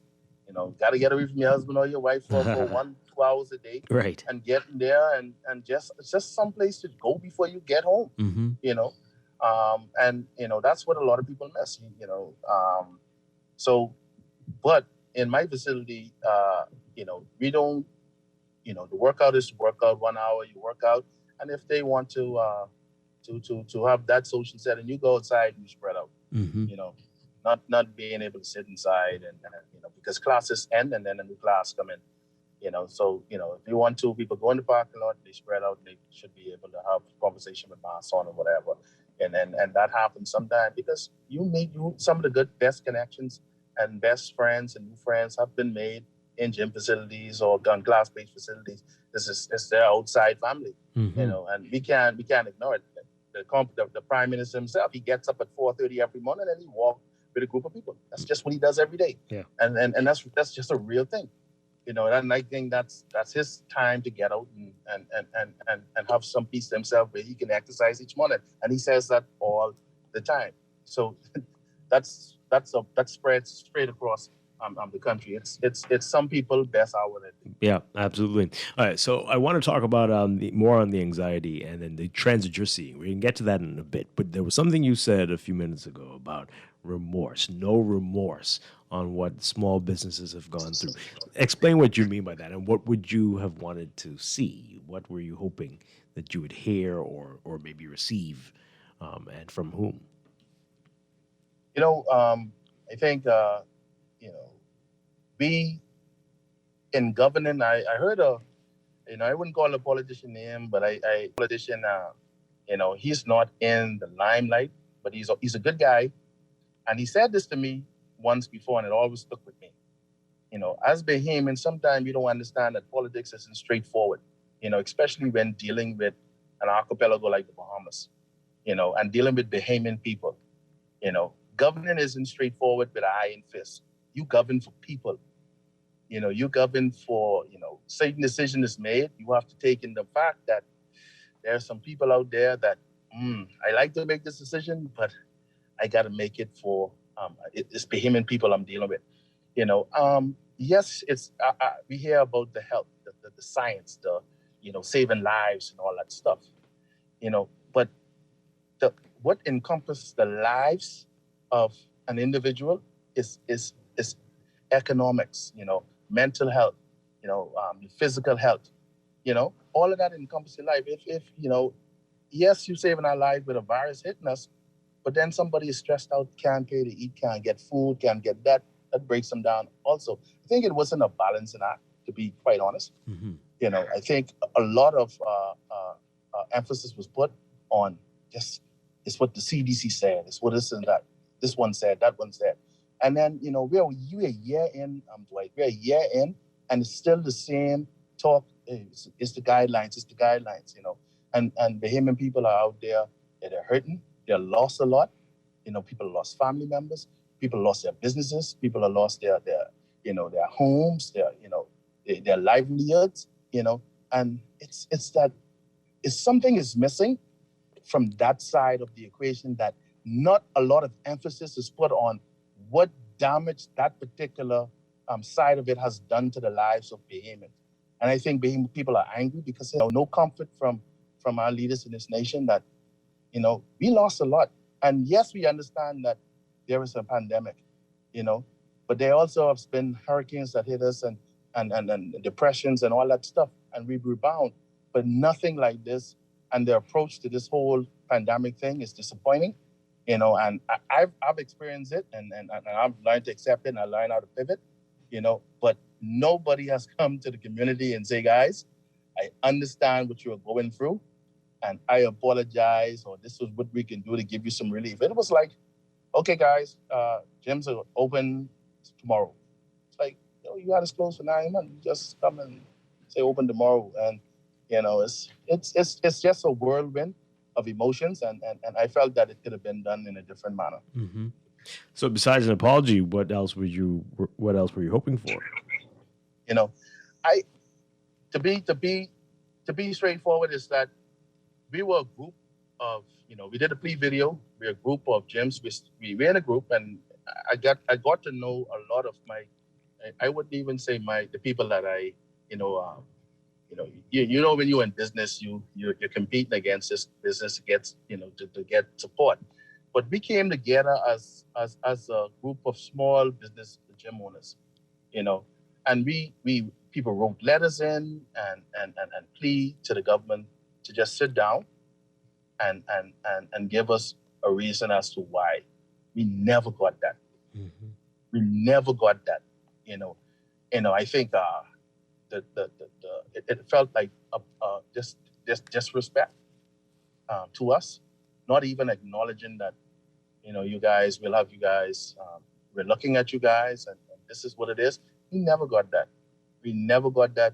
And I think that would hurt a lot. And you're talking about months and months and months and months. And yeah, you have other different industries that it probably happened to, and then you're sitting back and you're seeing the gated communities operate and the hotels operate their facilities, but the Bahamian people, man, the Bahamian people, it's just not equal opportunity in this country right now. Wow. All right, we're going to take a break. When we come back, we want to explore that some more. And as you said, there's anxiety. We want to talk about that and how long you think that's going to last for, or whether you think some people have figured out that, hey, I can walk and exercise and do this on my own, and who needs a gym? I want to know what you feel about that. I'm talking with Charles Johnson about gyms after this pandemic. Will they be the same? This is Morning Blend Business on Guardian Radio 96.9.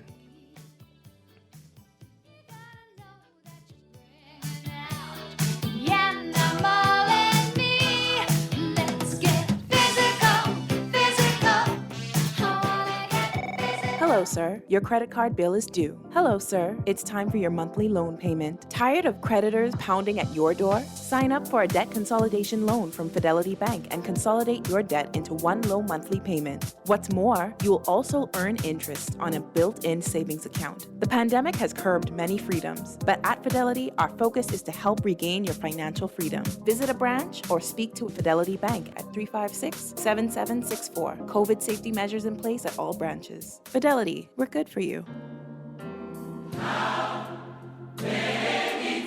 For the past 33 years, Great Commission Ministries has been defending the poor and hurting, feeding the hungry, and sheltering the homeless. We invite you to support our Live to Give program and make a difference. Become a donor by giving a one-time annual gift or a monthly donation of $50 or $100. Call Great Commission Ministries at 325-5801 for more details, or visit our headquarters at 237 Wolf Road. Join Live to Give today. This public service announcement is proudly sponsored by this radio station. Girl, Junior just showed me Bella Boy in his phone. What you mean? He take picture of that good-for-nothing boy? Shh, you don't want Bella hair. You say that. You know she always say that's my good child. So what he doing in Junior phone? Oh, he there because the police looking for him. He on their wanted list. Wanted persons in your phone now? Yes, child. And when police want to find anybody quick, after something happen, they can send pictures direct to your phone. Go to Google Play or App Store and search for Crack Crime Bahamas, then pick install and it will go straight to your phone. There is also a section on missing persons? Yes, girl. Everybody needs to get this app so police can tell us right away when these people go missing. Just like an alert system. Yes, it has numbers for Crime Stoppers Bahamas so you can call and nobody knows it's you. Call directly to Miami and give the information without giving your name or anything about you. I tried the other day, and when I hear Junior and his boys talking about where they hide those guns, I walk quick round the corner and call that number. Call 328-8477 from Nassau or 242-300-8477 from the Family Islands. This is Guardian Radio 96.9 FM, Nassau, Bahamas.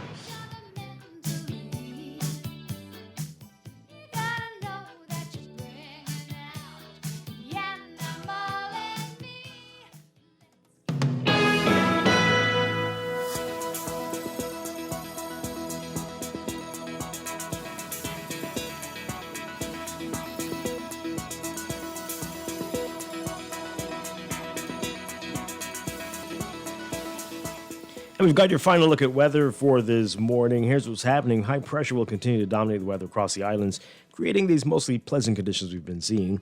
But we do have some ocean swells will be building through tonight. Beachgoers should exercise caution due to the risk of rip currents along East Coast beaches as well as Atlantic exposed shorelines.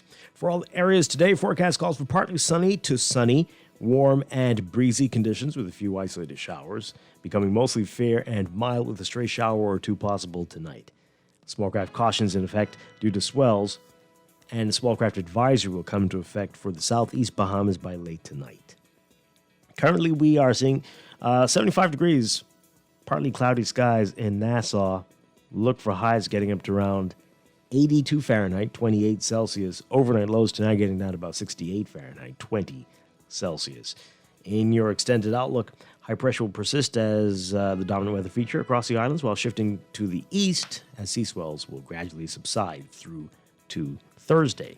Tomorrow, Wednesday, look for partly sunny, warm, and breezy conditions again with a few isolated showers, mainly in the central and southeast Bahamas. Thursday, mostly sunny and warm, bit breezy with a slight chance of isolated showers. That's your morning blend weather check. This is Guardian Radio 96.9 FM, Nassau, Bahamas.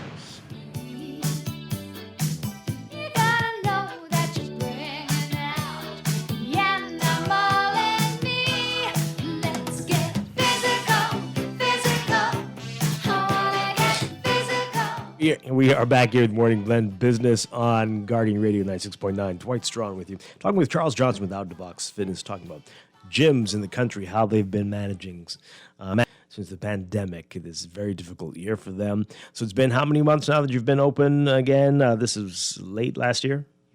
Yeah, we returned in, I think, October. Yeah. Mm-hmm. October. Actually, we returned in October to be shut down. But everybody returned in December. Just before the holidays, if I can recall correctly, when we said, that's the slowest part of the season when people really don't work out. So I think, the government allowed gyms open in December, so it's been, it's what it is. But, when we reopened those two times, I think we opened for 2 weeks and shut down, twice. So, yeah. Right. That's what we're going. And this has been very difficult because a number of gyms had some other side businesses or they're selling smoothies and proteins and specialty foods as well. Is that right? Exactly. Some, like I was almost in the process of not returning, to be honest. Numbers didn't make any sense. You don't know, you didn't have a clear view of if this thing would recover a bit. The online business was gaining momentum. Creating my online platform, my app, so people could be able to utilize, check out equipment and do a workout at home or outside. So I had an on-the-go platform, but a lot of personal trainers that utilize gym facilities to train their members, and then, that slowed a lot in certain gym facilities, just not being able to, some people, you have a lot of small people just coming out of the woodwork and going out there and just training people, and then the aim is just looking for ways to save a dollar. So it's what they consider value, and they're not going to pay a gym membership if they could get someone to do it give them the same results for 30, $40 on the side. So that's what the challenges we are looking at also. Yeah. Let's talk more about that, because we're seeing it, more and more people walking. That's especially in the mornings, and walking in the road as if they don't know about cars. But more and more people doing this on their own, it seems. Do you think that's just a trend for now, or will we return to people who do see the value in going to a gym? Or what do you make of it? Remember now, we are in the first part of the new year.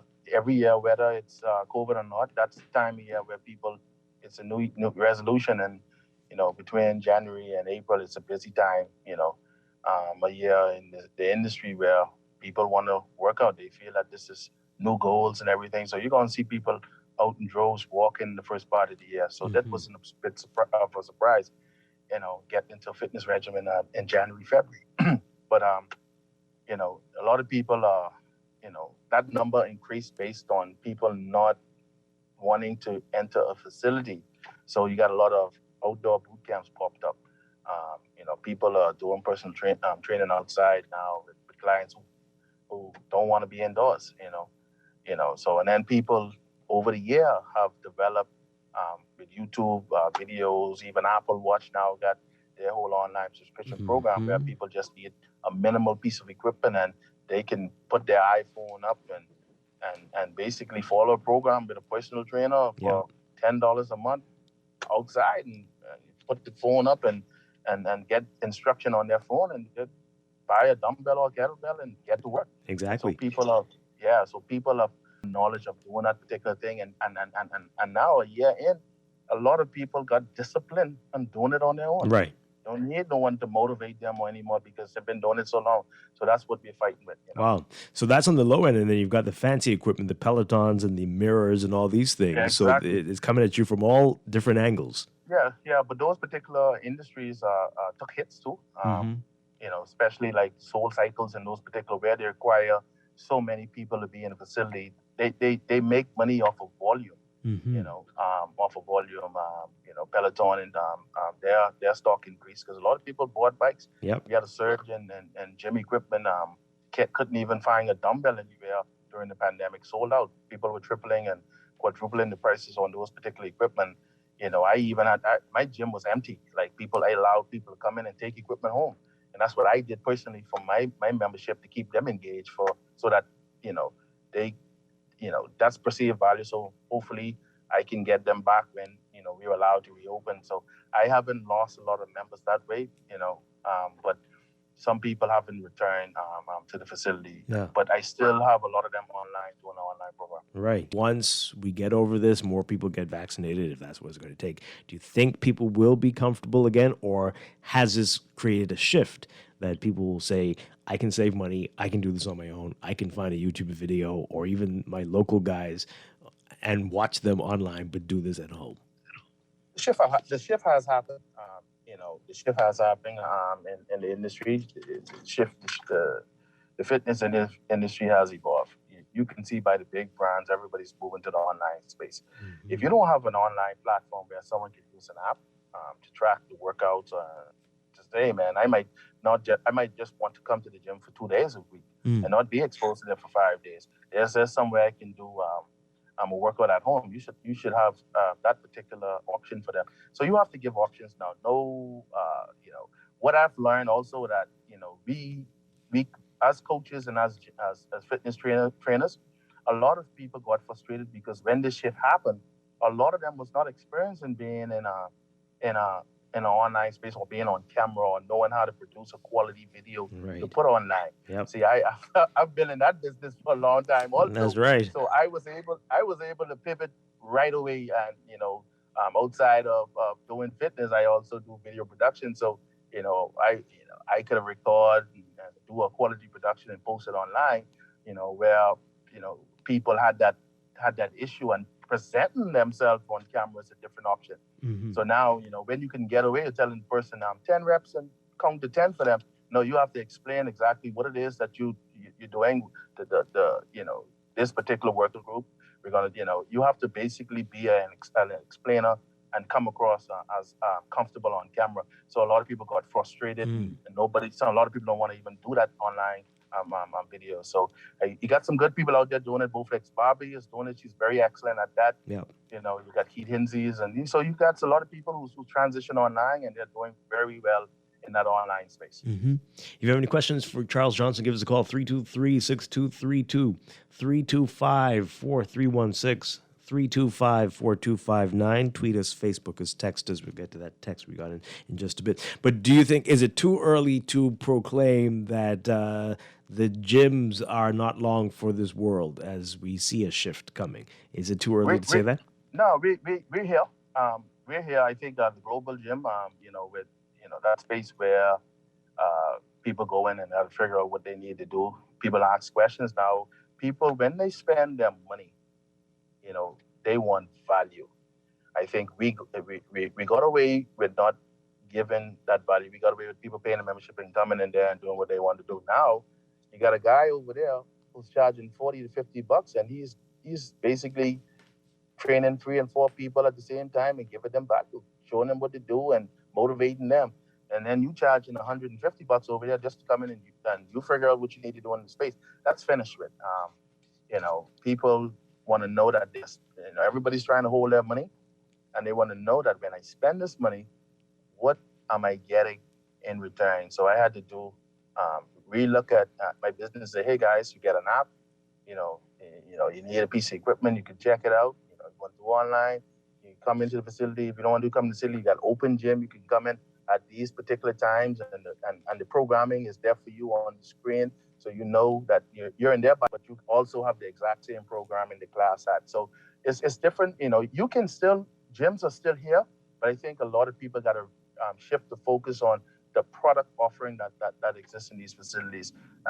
The public is not allowing any business right now to get away with anything anymore. Everybody's taking a close watch of what businesses are doing in the country, and you can see that by Facebook now.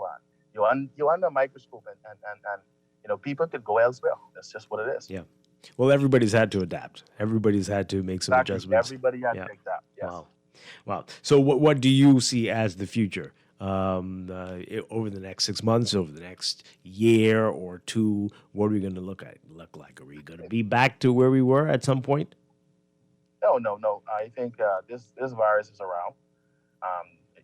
You have level of protection. I think a lot of people are hesitant about taking the vaccine.